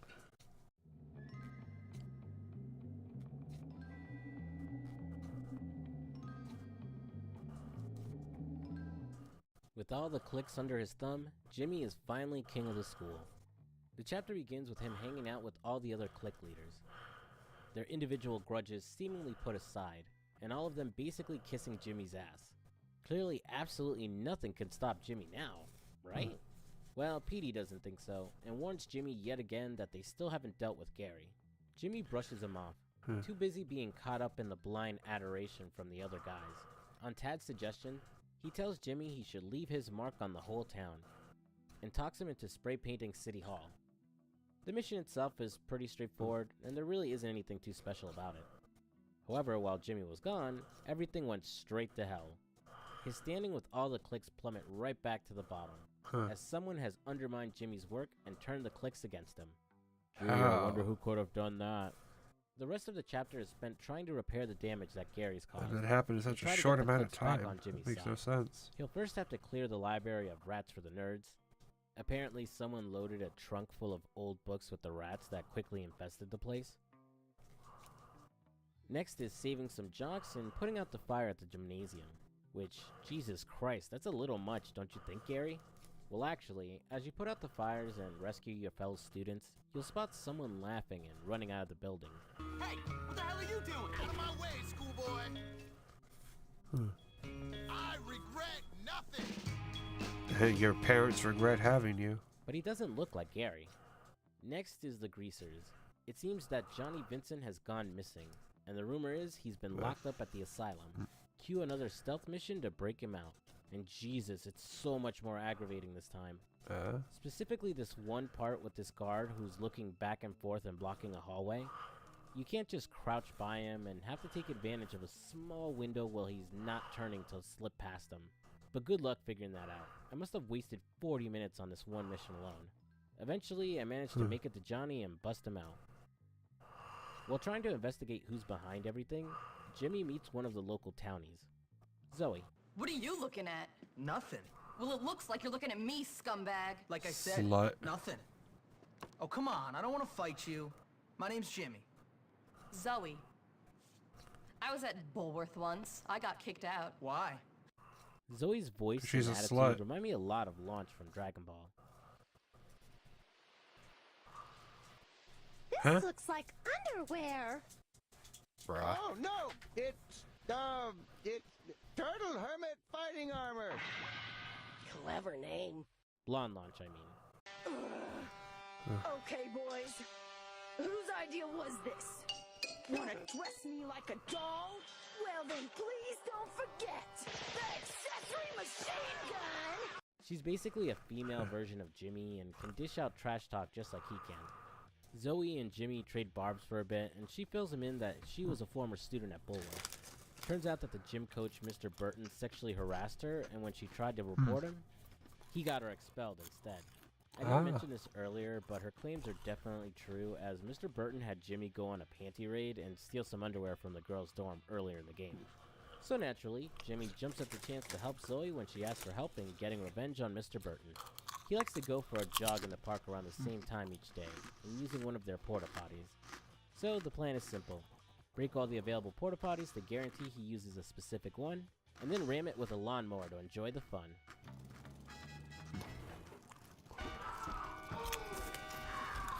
Ooh. Oh my god! Corn! I didn't have corn for dinner!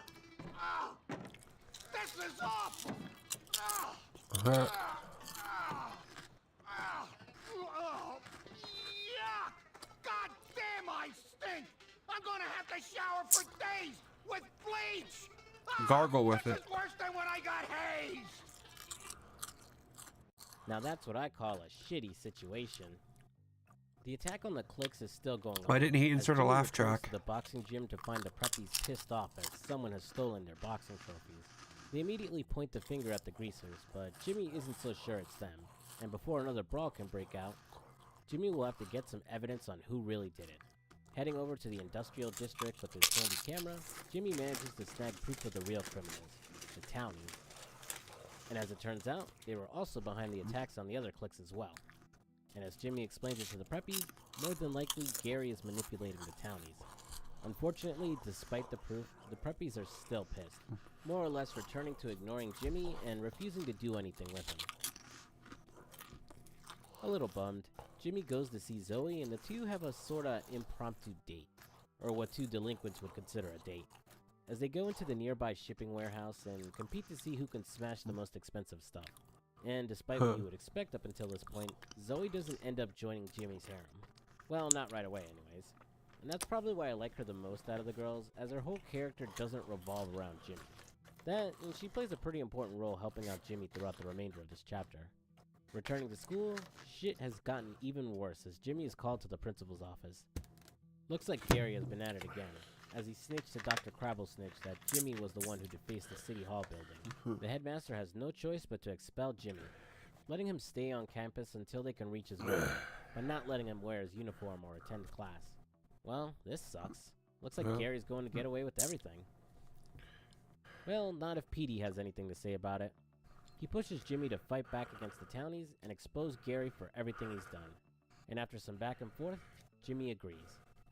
Though before he can rush the townies' turf, he enlists the help of his only remaining friend, Russell. Picking up the big guy from his house, we ride to the abandoned factory where the townies are holding up. Damn! They're locked!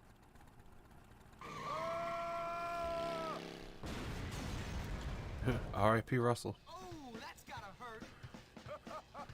Boom! Uh-oh, this doesn't look so good. Christ, Russell, what the hell are you made of that you tanked an explosion?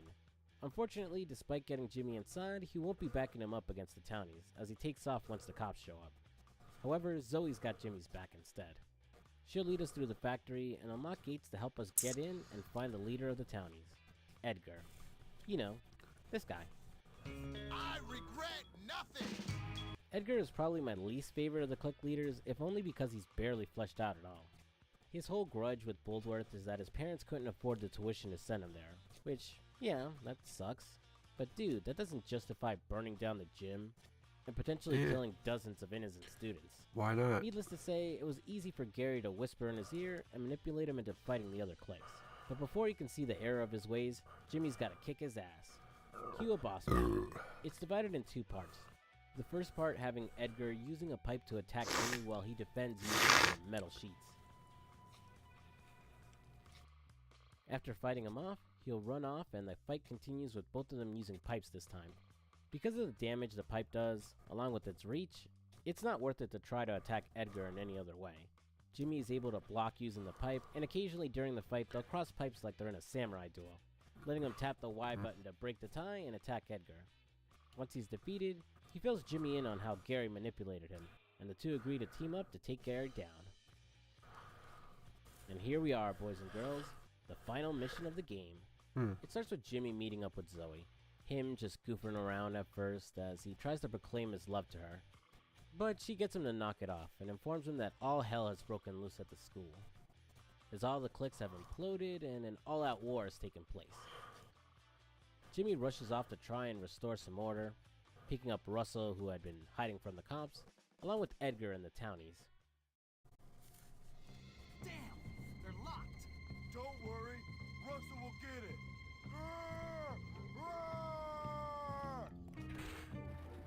That kinda hurt. Edgar, we'll take out the gang leaders. Without them, Gary's got nothing. The group busts down the gates of Bullworth Academy and get to work trying to restore order. Jimmy will now have to hunt down the clique leaders and knock some sense back into them. With all of them taken care of, it's time to take care of Gary. Gary! Moron! Why'd you do it, Gary? Why not? I won! I tricked everyone! Starting with you, Bruh. the head, the loser kids in town, and the prefects. Me! I won! You are sad, man. I might be sad, but I run your world, moron! And don't you forget it! You did all my dirty work for me, Hopkins. You're like a puppet, only dumber! Whatever. Let's finish this.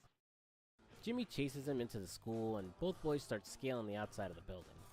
Once Jimmy catches up to him, both boys fall off the roof and land on some scaffolding, kicking off the final boss fight. And it's pretty underwhelming. Gary doesn't have anything special to his fight, and it basically boils down to your average fight with a regular goon at school, but in a dramatic setting. Though it again fits Gary's character. For all his talk, for all his delusions of grandeur, he really isn't all that tough, having to use others in order to get his dirty work done. Smith! I heard the whole thing! You're expelled! Come and untie me, boy! Yes, sir. Sorry, didn't see you there. You know, I think I may have judged you too unfairly, boy. Yes, a little rough around the edges, but you're a diamond, boy. A diamond. Thank you, sir. Now take out the trash, would you, Hopkins? My pleasure. After kicking his ass, both boys smash through the window ceiling into the headmaster's office, who was apparently tied up during this whole mess. Jimmy finally exposes Gary for everything he's done, getting him expelled and getting himself reinstated. On top of that, he convinces Dr. Crabblesnitch to let Zoe back in school, to make Petey the head boy, and firing Mr. Burton for sexual harassment. Finally, everything is sorted out, more or less. I mean, I don't want to say we're going to live happily ever after or anything like that, but life is certainly going to get easier. With the day saved, Jimmy rejoins his adoring classmates, and Zoe officially joins his harem. Roll credits. The game officially beaten, it moves on to Chapter 6, Endless Summer. It's essentially a sandbox mode, as it's the player's opportunity to mess around in Bullworth while also completing any side activities and classes they missed during the main story. And that's the game. So what did I think about Bully after all these years? Well, it's certainly not a perfect game, though I never considered it as much. The characters are great, really over-exaggerating the various student stereotypes they represent, though I have my problems with Gary as the main villain, if only because his personality, paranoia, and reputation for backstabbing should never let him get as far as he did. It doesn't help that he very loudly proclaimed his plans to take over the school in front of all the other clickheads, and not a single one bothered to question him any time and manipulated them against Jimmy. Personally, I think it would have made way more sense for Petey to have been the villain, using Gary as a smokescreen to position himself higher and higher in the school until finally revealing himself at the end. His interactions with Jimmy throughout the game, along with how he's treated as a nobody by just about everybody, makes me feel like the writers might have wanted to go that route. Bullworth Academy itself is done really well, and it feels like it could be any school in America. And while not a totally accurate representation of what school life is like, it does capture that feeling about how much it just sucks to be at school sometimes. Bullies, shitty teachers, stupid clique drama. I enjoyed the surrounding town quite a bit as well. Despite being set in the early 2000s, the town has an interesting mix of cultures that makes it feel like it could be part of any decade. Unfortunately, it also feels a little empty, as there aren't many things to do outside of running errands for townspeople or visiting the carnival. The part-time jobs feel like they're supposed to make up for this fact, but as I brought up earlier, the game hands out way too much money, so there isn't much incentive to do the jobs other than 100% completion. Same goes for the other collectibles, that feel more like a checkbox to mark off at the end of a level like a 3D platformer than anything really worth collecting. The missions themselves vary in quality as well, as most really have you repeating the same task of attacking someone or breaking something over and over again. Though I still ended up enjoying most of them, mainly for the story and characters surrounding the mission, as opposed to the actual objective behind them, which may have been the point. Overall, I'd say my experience revisiting Bully was a positive one. It was great to revisit Bullworth Academy, and in a way, revisit my own high school years. It's been 15 years since the game's release, and a sequel has been rumored for almost as long. And while nothing has been confirmed yet, I like to see the game set in Bullworth again. Maybe avoid a modern setting with internet and smartphones and make it a prequel in the 90s or 80s.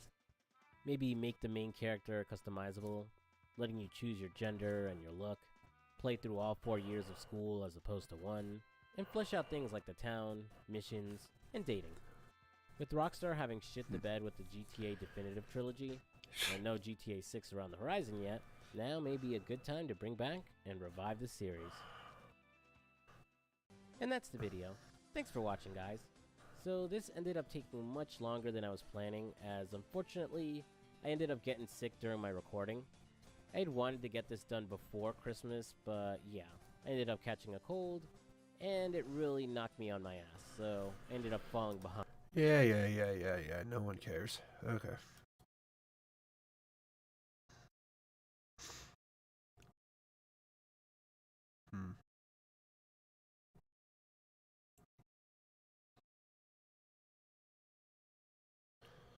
Yeah, 2 more left. Nice. Cool. Should be easy.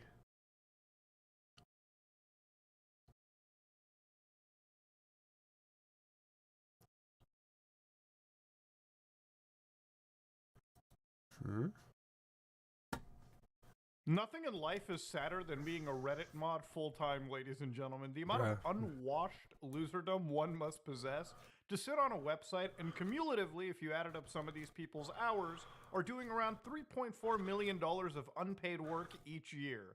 Ladies and gentlemen, being a Reddit mod is pretty tough, okay? You gotta avoid showers and pretty much sit down with a high opinion of yourself.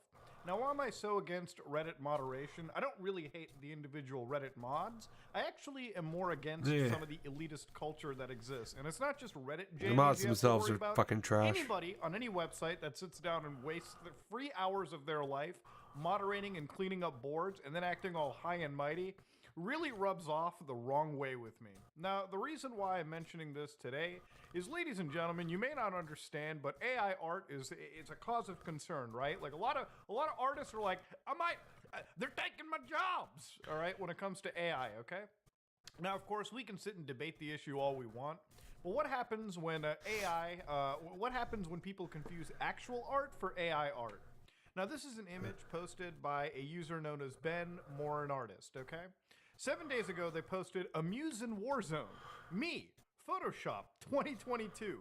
Now, this person claims to have drawn this piece of art themselves, and it actually does look like they drew the art themselves. If you look closely, you can see the brush strokes actually exist. There is a proper cohesiveness. It's not like most AI art systems where it's just a lot of shit that it's posted together in one. Like, there's a lot going on. There's a cohesiveness to this art piece. The one thing that's a dead giveaway is the hair looks pretty decent, and of course, the fingers are all there.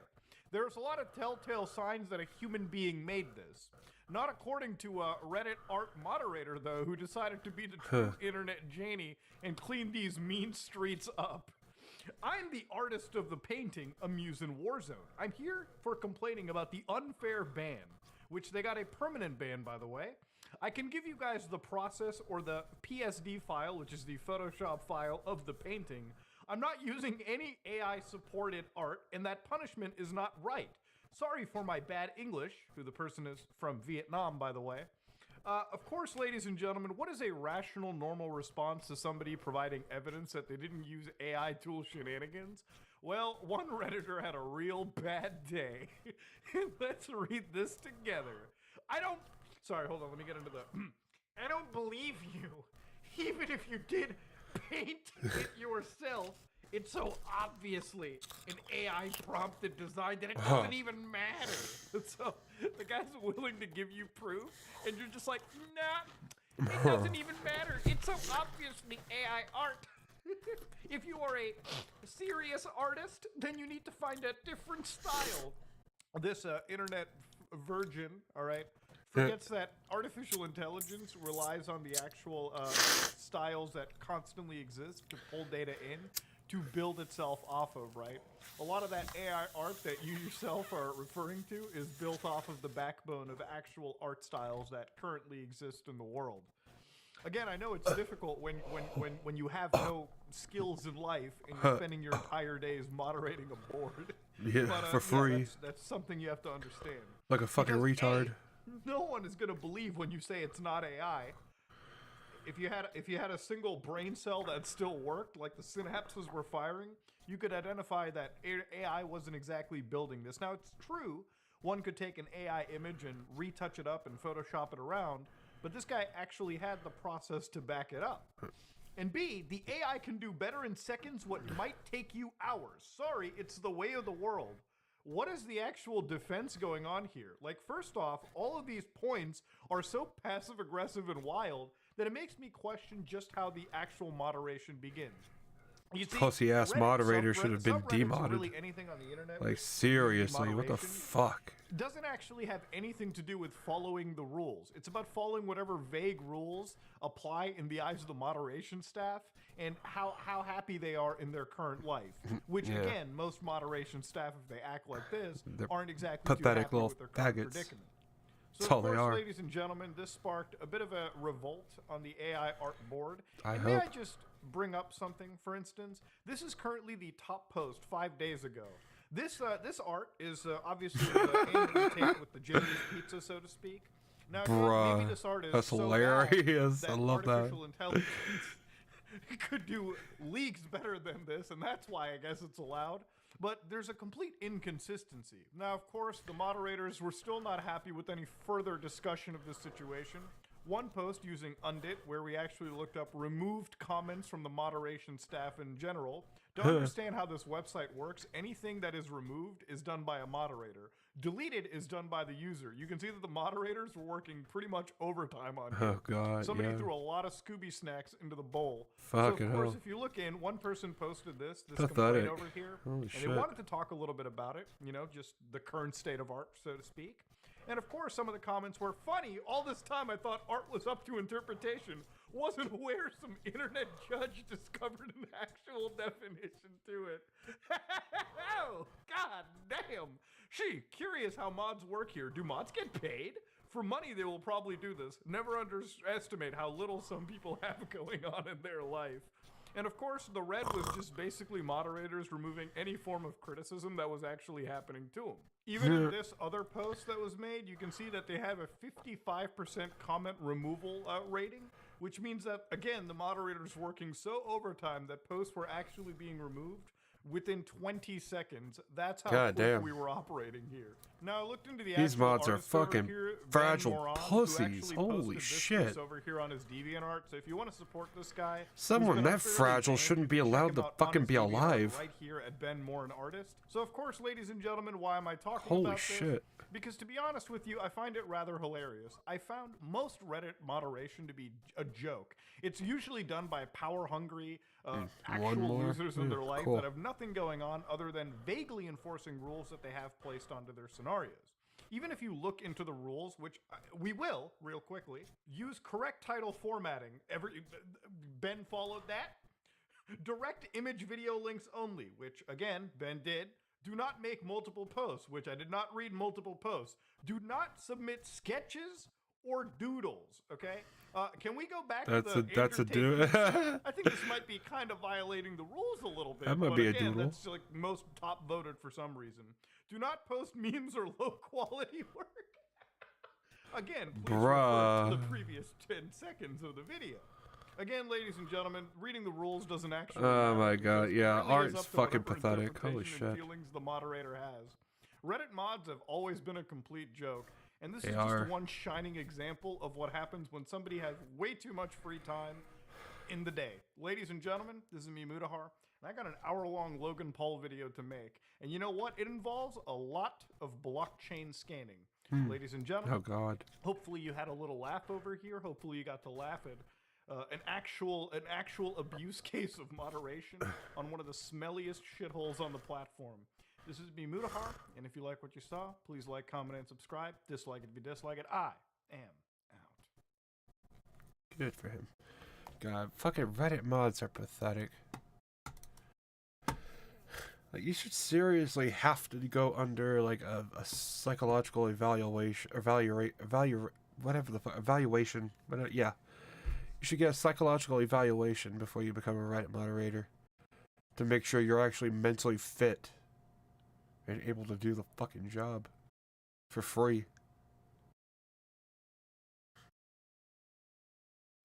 And there needs to be someone who's actually paid that moderates the moderators to make sure they fucking follow their own free rules.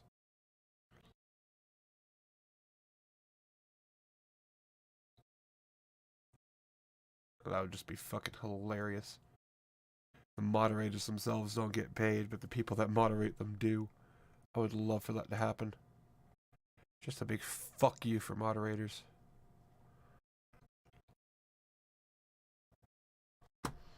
Alright, what's... Sekiro... Nah.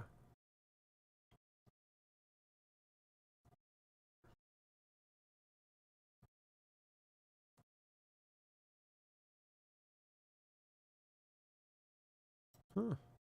Really now? Canceled licenses. I just downloaded the new Filmora 12, and the lifetime license that I've always had doesn't work anymore. I hate having to make a video like this.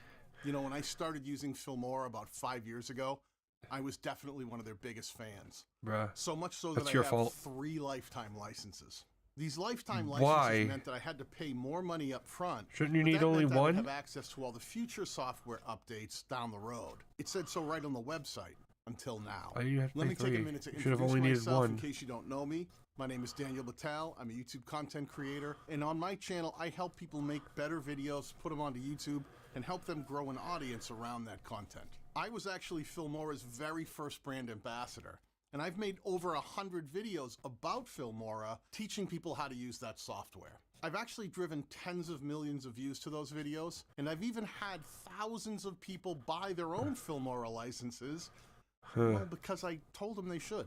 Now, as a YouTube content creator who works with sponsors, I never want to say anything bad about a sponsor that I've worked with.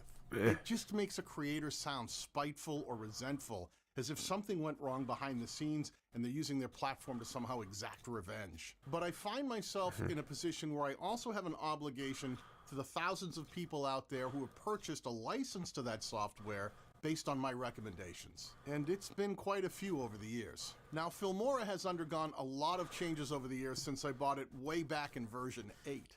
Back then, they only had a few licensing options to get access to the software. They had the free version, which was really more like a free trial version.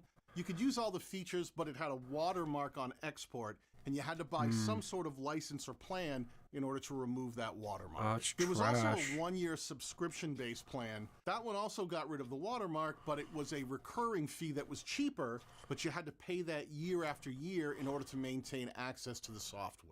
They also had another option that they like to tout as their best seller. That was their lifetime license. Oh, It you wasn't finally a got it. subscription-based Nice. plan like their other Congratulations. options. It was Omerito. literally an actual license. This was a one-time fee. And as it was Happy labeled, birthday. lasted a Fucking no. lifetime. This was the Congratulations, option I you did it. purchased. I also purchased Nomisimos. another lifetime license so that I could run the software on my Mac operating system. Now, if you had purchased a lifetime license to Filmora, Now how many back more when I trophies you did, gotta do it was for it? pretty clear to anyone looking at the options that Filmora was offering free updates. And if you had any question what free You're done for updates meant, tonight? they spelled it out right at the Well, bottom of good. the webpage. All software good. updates are completely Take free. a bit of a break. Period. And that was a great deal. Till you That pick up the license grind allowed tomorrow. me and a lot of other people Ah, I 8 more? recommended That's it not bad. to update the software every time Hopefully Filmora those aren't went too from bullshit. Filmora 8 to Filmora 9 to Filmora 10 to Filmora 11 until we got to Filmora 12. Now, to be Filmora fair to 69, Filmora, I've right? said all along to every user that I've ever talked to that the more they asked for new features and tried to get Filmora to Do you think we're ever more, going to get to that iPhone eventually 69? Filmora was going to stop offering this lifetime license. And when Filmora 10 was introduced in November of 2020, I don't know why I would that's love exactly that. what I'd probably buy happened. They one. removed the lifetime license and they changed that out and Yeah, it's introduced just- what they call it's a just 100% perpetual all plan. skills. Oh, No that's, more licenses, just fuck. plans. Now the perpetual complete the plan virtual shit, allowed you fuck. to get updates, but only The for boring that shit, specific okay. version. So if you had purchased a That sounds perpetual great plan and for fun. Filmora 10, you would get all of the updates until they moved into a newer version, such as Filmora 11. And they made that really clear right from the outset. Next to these plans, they actually had a tiny information bubble that at the time I thought was completely innocuous, but over time turned out to be a lot more ominous than expected. It said, this plan does not include upgrades to future versions of the software beyond Filmora 10, but it does include updates to Filmora 10. Did you catch that? A subtle changing of the words there.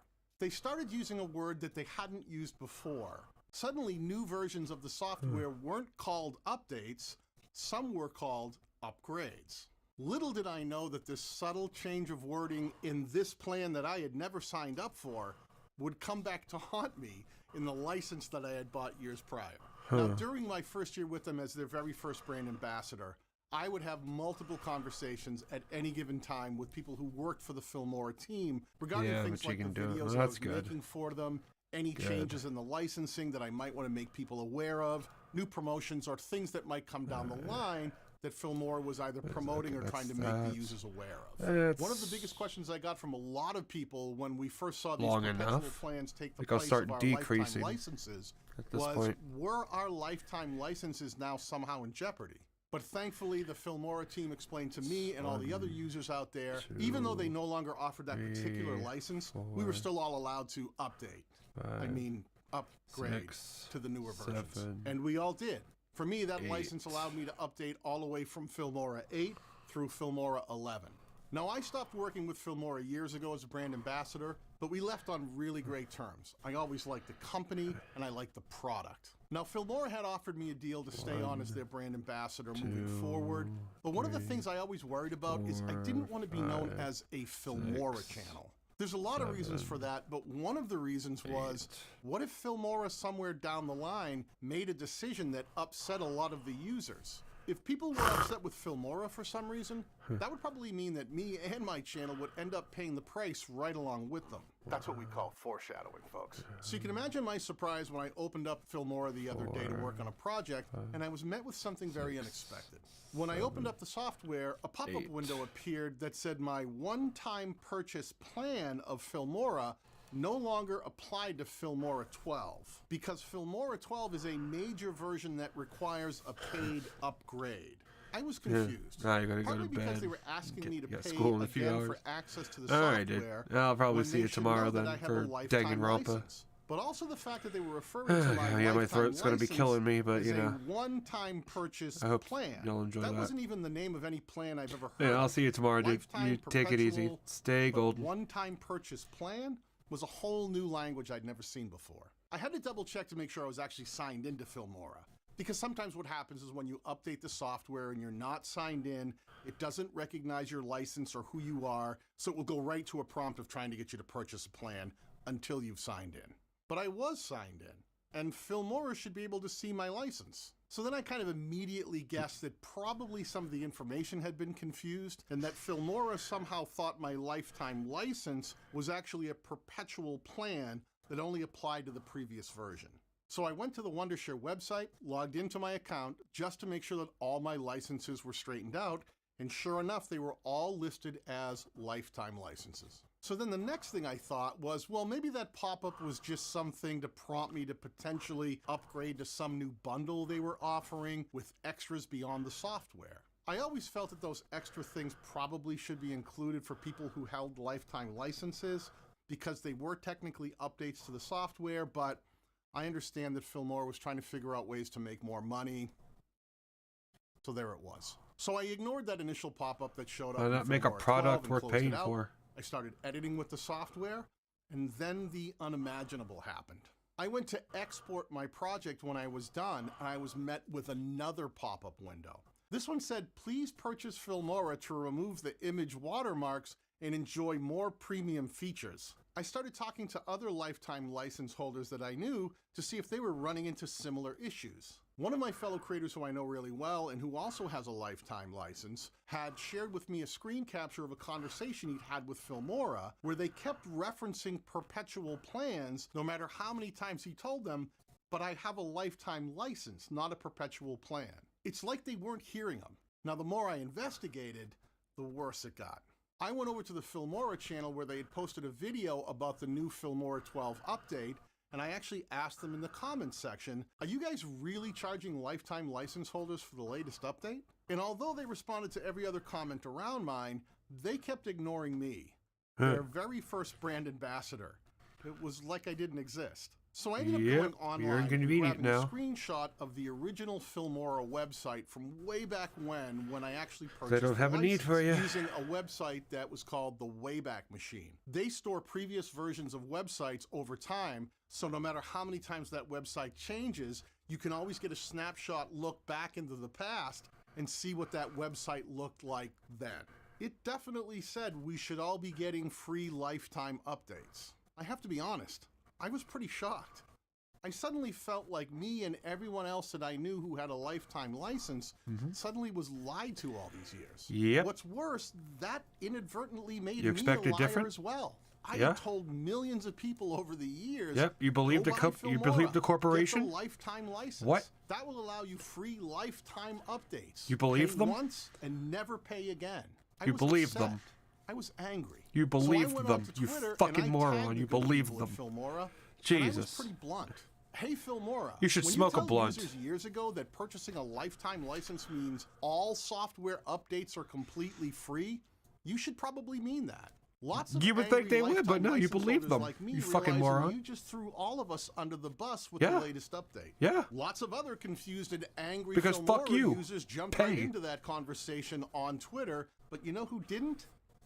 Filmora. Yep. But here's where the story gets even crazier. Surprised? The very next day, I get an email out of the blue from Filmora. They had been listening all along, they just didn't want to respond in public. Oh, Here's what the yeah. actual email said. Hello, Daniel. It's been about 2 years since our last collaboration. I'm reaching out this time on behalf of Wondershare, trying to address your concerns about our latest Filmora 12, which you posted on Twitter today. Yes, great. They wanted to resolve this issue. We're also seeking a new partnership. Wait, what? They came right out of the gate offering me money? Now? For Huh. what? Why now? Why do we To keep you require shut the paid fuck upgrade up for so you keep perpetual plan on selling their Filmora bullshit. 12? First, the upgrade is not obligatory. Filmora 9 users To can still placate keep the you. old version. We actually provided about 10 updates for this version, and these updates were free as promised. Wait, Filmora 9 users? Why are you talking about Filmora 9? That was years ago. Don't you mean Filmora 11? That's the version most people are updating from. And why are you talking about a perpetual plan?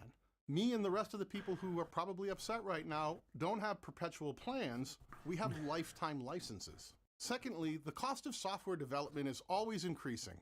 To provide competitive pricing, we have turned to subscription plans since 2020, while still keeping the perpetual plan, considering some users' demand. Many software developers do not provide perpetual licenses now. Yes, I'm well aware of that. And I've talked about on my channel how you probably would change pricing along the way as the software developed. But we're not talking about people who had perpetual plans from 2020. We're talking about people who had lifetime licenses from long before. The email continues. Thirdly, we provide a big discount for any non-subscription plan holder who might want to upgrade. It only costs $29.99 to upgrade, with 1 month free access to effects plugins worth $20.99. Now he's referring to people like me as non-subscription plan holders. So he does understand that we have lifetime licenses. Daniel, we had a very pleasant partnership before, from Filmora 9 to Filmora 10, including several product review videos and an undisclosed amount that we agreed upon.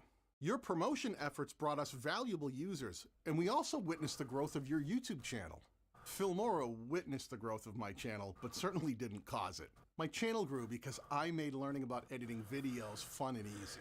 I could have done that with any video editing software. And I did, including products like Movavi, who were the very first video editing software sponsors on my channel. I am wondering if we can start a new partnership on Filmora 12. Again with the money. Why do they keep bringing up money in a new partnership? We haven't talked in years. Are they trying to buy my silence? Yes. Because typically if you sign a deal with one of these sponsors, it comes with wording in the contract that won't allow an ambassador to say anything negative about the sponsors they work with. Exactly, we are motherfucker. open for discussion if you have any further thoughts. I have a few thoughts. 1, you can't buy my silence. And 2, you seem to keep tap dancing around the problem that me and a lot of other lifetime license holders are dealing with. My full response was pretty short and right to the point. That's not my issue. I have 3 lifetime licenses. Lifetime, not perpetual. These are 2 completely different licenses. While I logged in and while Filmora recognizes I have a lifetime license, it's telling me and the thousands of other people who have purchased your products because of me that we all need to update, as our licenses do not cover the new version. This was their final response. Hey Daniel, thank you for your reply. Our team wants to clarify the license issue you mentioned further. First, we would like to note the difference between a software update and upgrade. Oh boy, here we go. Update, upgrade. Didn't I tell you those words were going to come back to haunt us? Please see a part of an in-depth explanation about the difference that was included in the Terms and Conditions page for Filmora 9. Filmora 9. Quote, the licensor may, at its sole It's up to discretion, 12. Why decide are they if talking about 9? licensee can get software updates and or content updates free of charge, or the licensee has to pay for the updates. The license does not permit the licensee to obtain and use the software upgrade and or new licensed software version. This means our customers, including yourself, can continue editing in the current version. However, the lifetime license doesn't include software upgrades to future versions, such as from Filmora 9 to Filmora 12. And there you have it, the acknowledgement I had been waiting for all along. Filmora finally uses the words lifetime license. They are absolutely aware of what license I hold, but they keep going on to, quote, terms and conditions from Filmora 9. Terms and conditions, I might add, that didn't even exist when I bought my lifetime license years earlier. Considering you are familiar with Filmora, that's an understatement. We would love to invite you to test the latest should have version been of familiar with Filmora DaVinci with other Resolve. professional users. Your feedback is very valuable to us as we continue helping creators grow their YouTube and digital presence by Free and making it's better. significant improvements and adding advanced new features in Filmora 12. We sincerely look forward to hearing from you. Warm regards, the Wondershare team. Well, Wondershare team, you're hearing from me now. You've clearly drawn your line in the sand, and I have to tell you, this latest decision is a really bad look. In my opinion, it seems like you're using the end user license agreement that you've quietly changed in the background over the years to throw a lot of lifetime license users under the bus. But what's worse is you did it in a way that made us all feel that we didn't matter to you. To me, it seems like a money grab, plain and simple. You seem to be changing the rules today and hoping that no one will notice that they were different back when they purchased those licenses years ago. If I were you, and I am not, I would consider honoring all of those lifetime licenses purchased long before you offered a perpetual plan. And making sure that people with those lifetime licenses can not only update to Filmora 12, but to update to future versions that you start to create down the line. I'm certainly not perfect, and I make mistakes all the time too. But I feel like this is the right thing to do. And if you do it, I'm sure users will most likely forgive you. But if you don't, I'm afraid that a lot of your lifetime license holders might actually choose not to upgrade and go on to find other video editing softwares that have more features than Filmora and something that they can really put their faith in. For me personally, I'm going to go on to use some other video editing softwares. And I'll probably talk about those softwares here on my channel. Because as much as I've always liked Filmora, there are a lot of other great video editing software options out there. And some of them are completely free. I've enjoyed our time together, Filmora, and I wish you nothing but the best moving forward. But for now, it seems like you've decided for a lot of us that our lifetime with Filmora is over. Peace.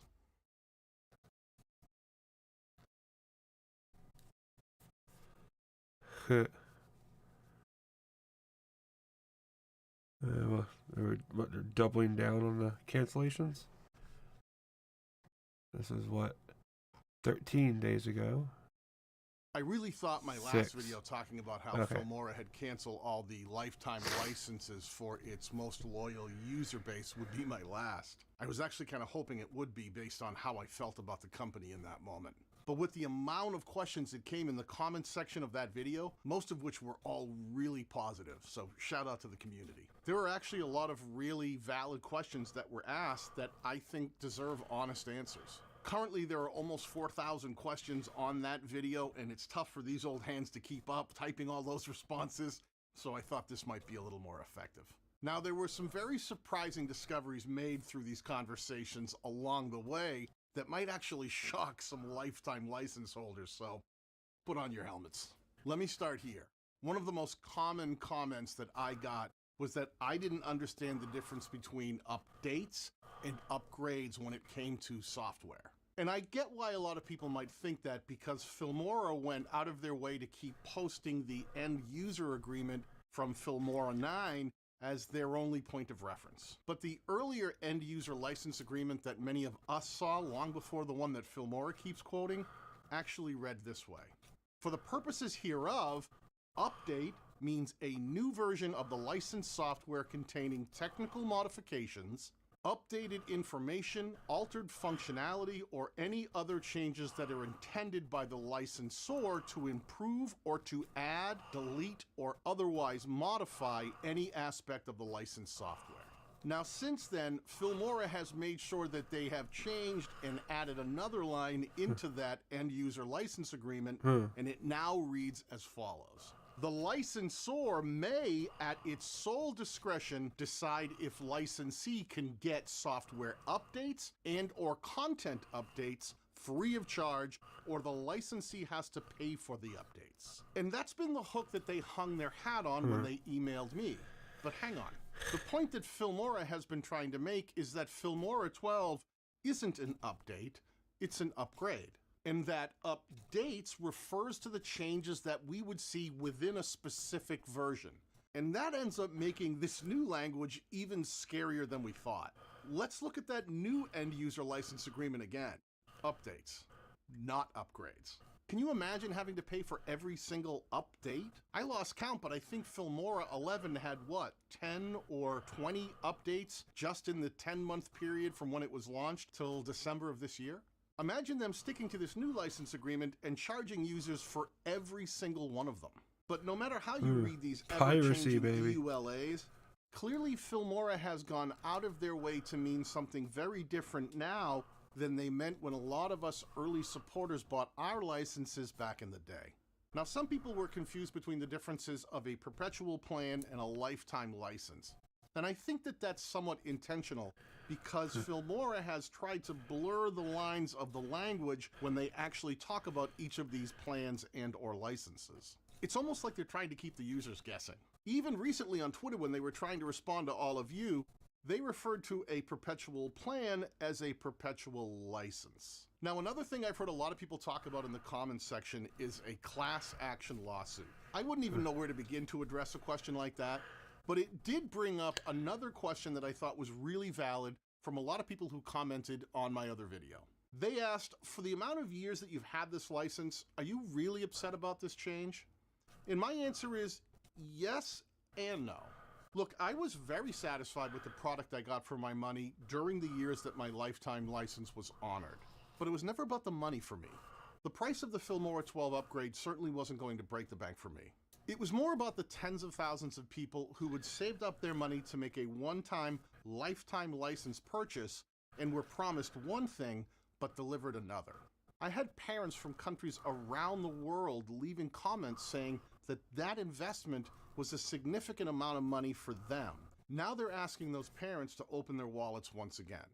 And here's the real elephant in the room. Filmora could have told all of these lifetime license holders what was coming ahead of time and explained why. But they chose not to. Why? Probably to avoid dealing with exactly what they have on their hands now. Lots of backlash from their loyal user base and risk losing potential sales to the upcoming Filmora 12 release before they could get people to sign on and send them more money. One great analogy that I read in the comments said, imagine buying season tickets to go see your favorite sports team. But when you get to the stadium, they stop and tell you, hey, we've made significant investments in improving the stadium since then, and we're going to need to start charging you more per month if you want to actually see a game. But you can always go back and watch replays of the older games if you like. Some of you guys are really funny and spot on in the comments section. I'll give you that. A handful of comments that I got were admittedly a little more aggressive, calling me an idiot for not reading the fine print, which I think I've shown that I did, or calling me stupid for expecting a company to actually honor a lifetime license. Okay. Yeah. They're also saying things like, this is why I pirate You the software. you trusted Of all in the comments capitalism. I That got, was your biggest problem. This is the hardest one to hear. I've said pretty loudly for years that stealing software is just never the right thing to do. Especially in this situation.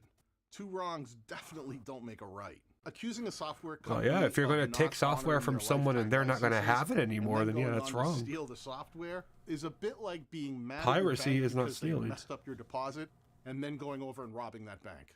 I will say this though, out of this discussion, there was one real bombshell that came out of nowhere. A Twitter user using the very same Wayback Machine that I mentioned in the previous video actually found this archived Filmora webpage from only weeks ago. It was a Filmora promotional page that allowed users to get a few discounts if they went ahead and updated to Filmora 12 ahead of the actual release. This very same Filmora 12 discount page exists right now, and if you go to it and scroll down to the bottom, there are 6 frequently asked questions regarding Filmora 12 that Filmora posted to help users understand exactly what's going on with this new version and what to expect moving forward. The last 2 questions are undeniably clear. The very first of those 2 questions asks, why do I need to pay for Filmora 12? The second FAQ goes on to ask, under what circumstances can I upgrade to Filmora 12 for free? Currently, there are only 2 options on that webpage that would allow that to happen. 1, you are a Filmora subscription user, or 2, you purchase the Filmora 11 Perpetual plan within 90 days before Filmora 12's official launch, purchased from September 2022 to December 11th, 2022. But hang on. Let's look at what happens if you read the archived version of that very same page from only a few weeks ago. There's a very significant difference that Filmora has gone out of their way to erase since all of this you-know-what hit the fan. There were actually other scenarios that would allow users to upgrade to Filmora 12 for free, and the very first one is shockingly clear. You would be allowed to upgrade to Filmora 12 if you are a lifetime user of Filmora 9 or the earlier version. Now, when users discovered this and rushed to point it out to Filmora on Twitter, Filmora quickly dismissed them, saying this was just another misunderstanding between us. And they said that those options were just you some trusted sort of capitalism, limited time and it's benefit perfectly legal for Filmora capitalism to do users this. during the Filmora 12 So what are you beta bitching test. about? You I'm trusted looking at all of these capitalism. That's your frequently biggest asked fucking questions problem, from dude. then and now, and I'm not seeing anything in here that would Come on. allow a user to understand that somehow this might be a beta testing related offer, or that somehow this would be different down the line. Here's another thing that's really confusing. Some lifetime license holders who either purchased before Filmora 9 or after and hadn't signed up for any sort of Filmora 12 beta testing still have access to the new Filmora 12 update completely free of charge. Up to this point, Filmora refuses to give any of us answers as to why this might be happening as well. They just seem to keep pointing fingers back to the current EULA and telling users that this is all just one big misunderstanding.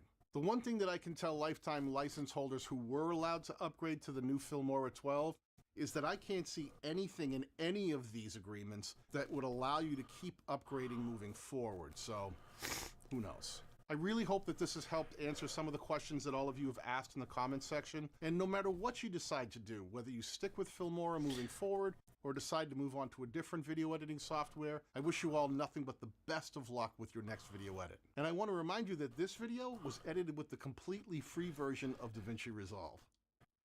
Peace.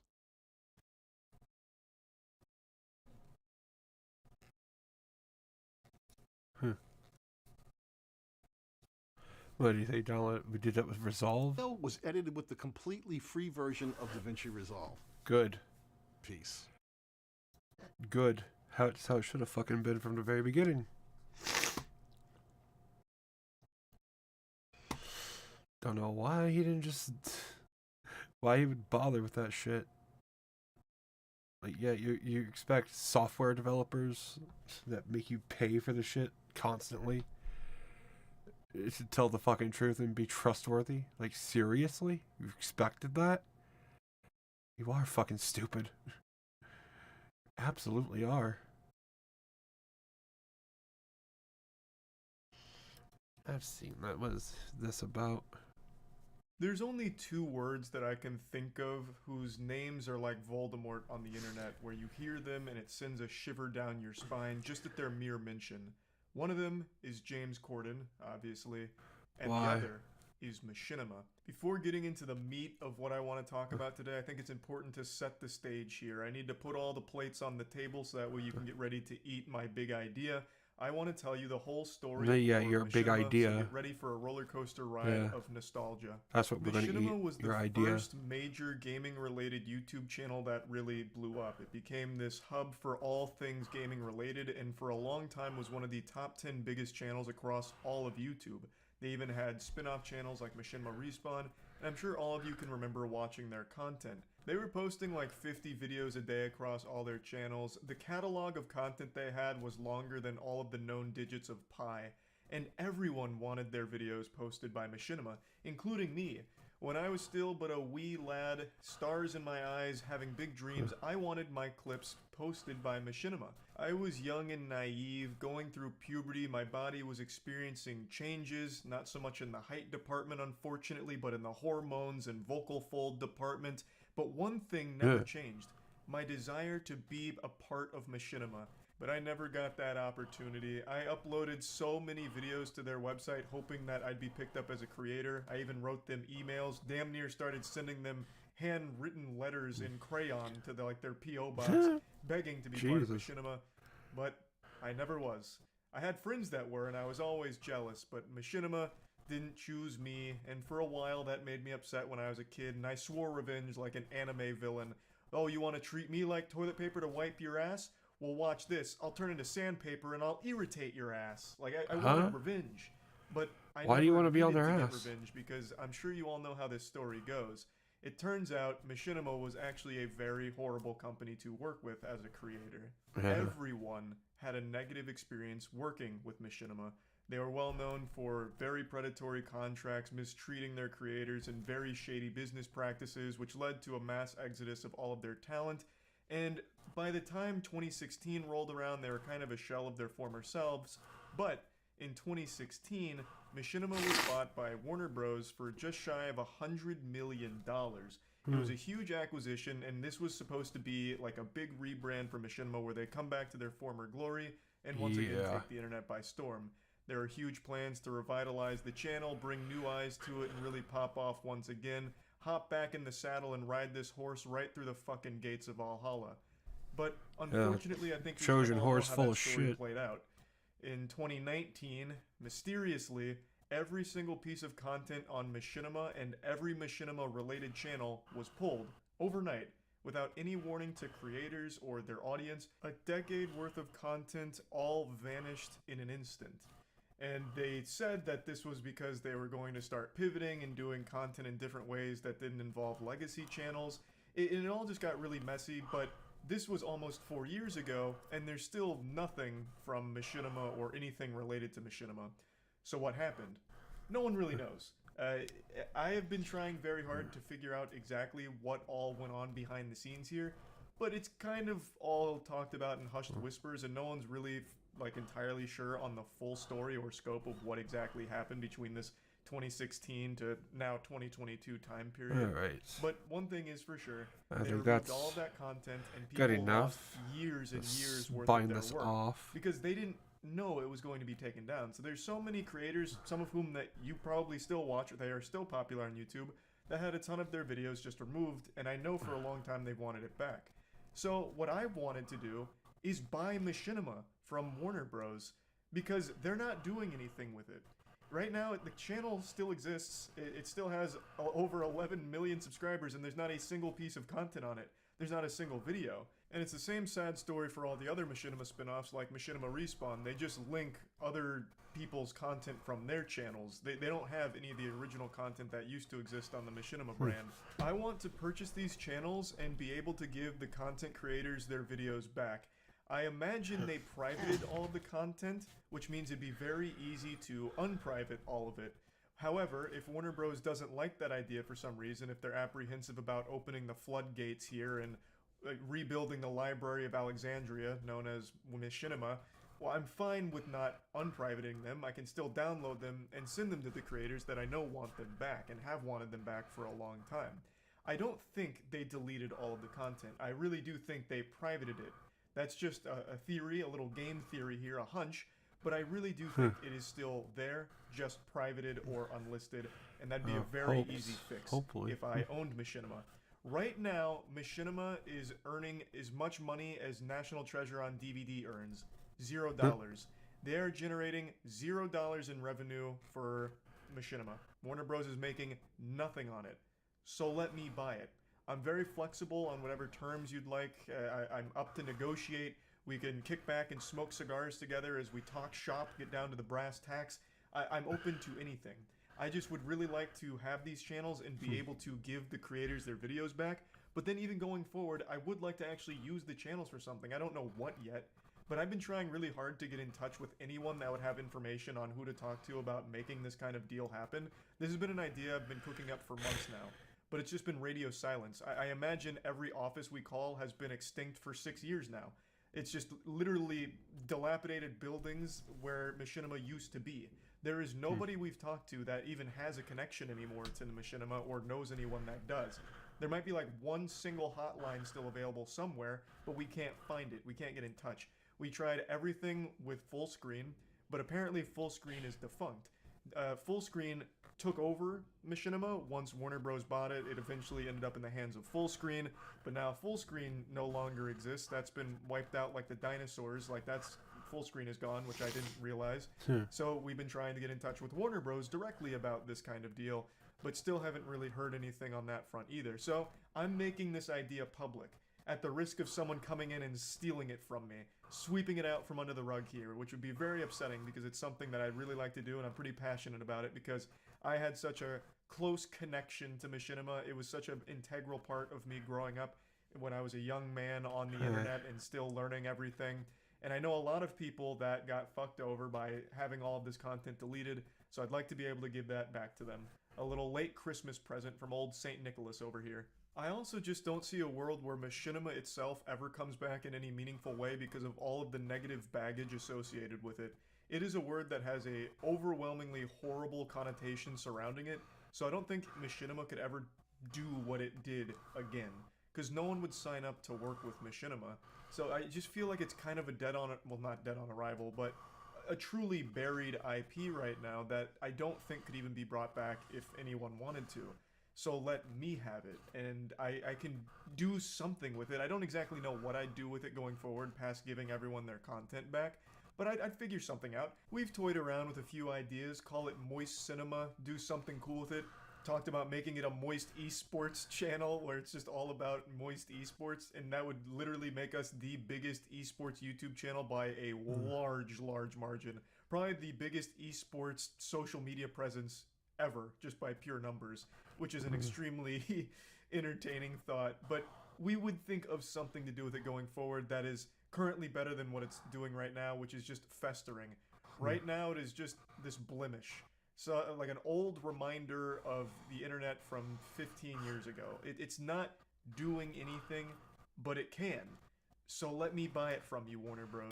Or let me work with you and we can do it together. If you want to retain ownership of it, that's fine. Just give me control of it to do some shit with it. Finally. So yeah, this is like Okay. a public That's asking done. for open communication with myself and Warner Bros. So that way we can all talk together and come up with something cool to do with the Machinima channels. Yeah, well. So yeah, that's really about it. See ya. No, it's a shitty idea. All the shit going on with YouTube, and motherfucker wants to buy Machinima instead of teaming up with every other fucking big YouTuber, taking their loose pocket change and making a better YouTube or a better website better than YouTube. Like, fucking talk about your fucking low priorities. God damn. Push that button. Okay. Finished product. Finished the hat. Let's put it on.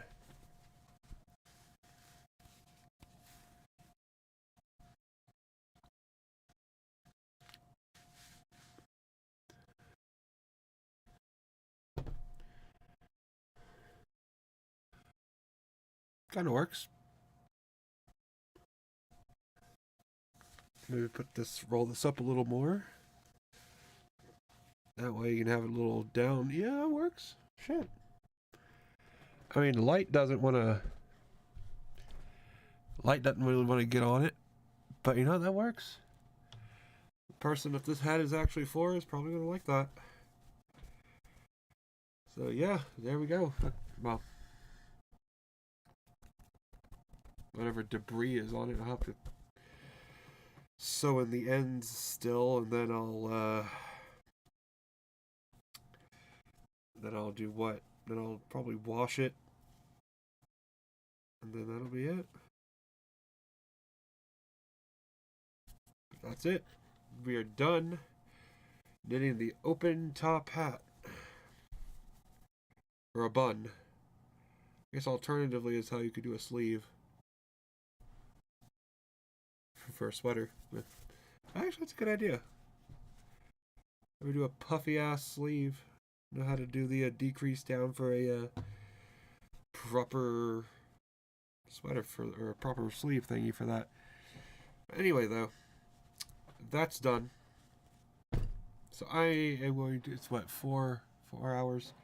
4 hours, 10 minutes. I am going to call the stream there. So, thank you all for not watching. I know this is whatever. I know nobody's watching, so I'm just going to end this quick. So, I hope you all have a good morning, afternoon, good evening, good night, whatever you're going to have. Yeah, I guess until tomorrow when we pick up with Danganronpa. And I hope all of you manage to stay golden.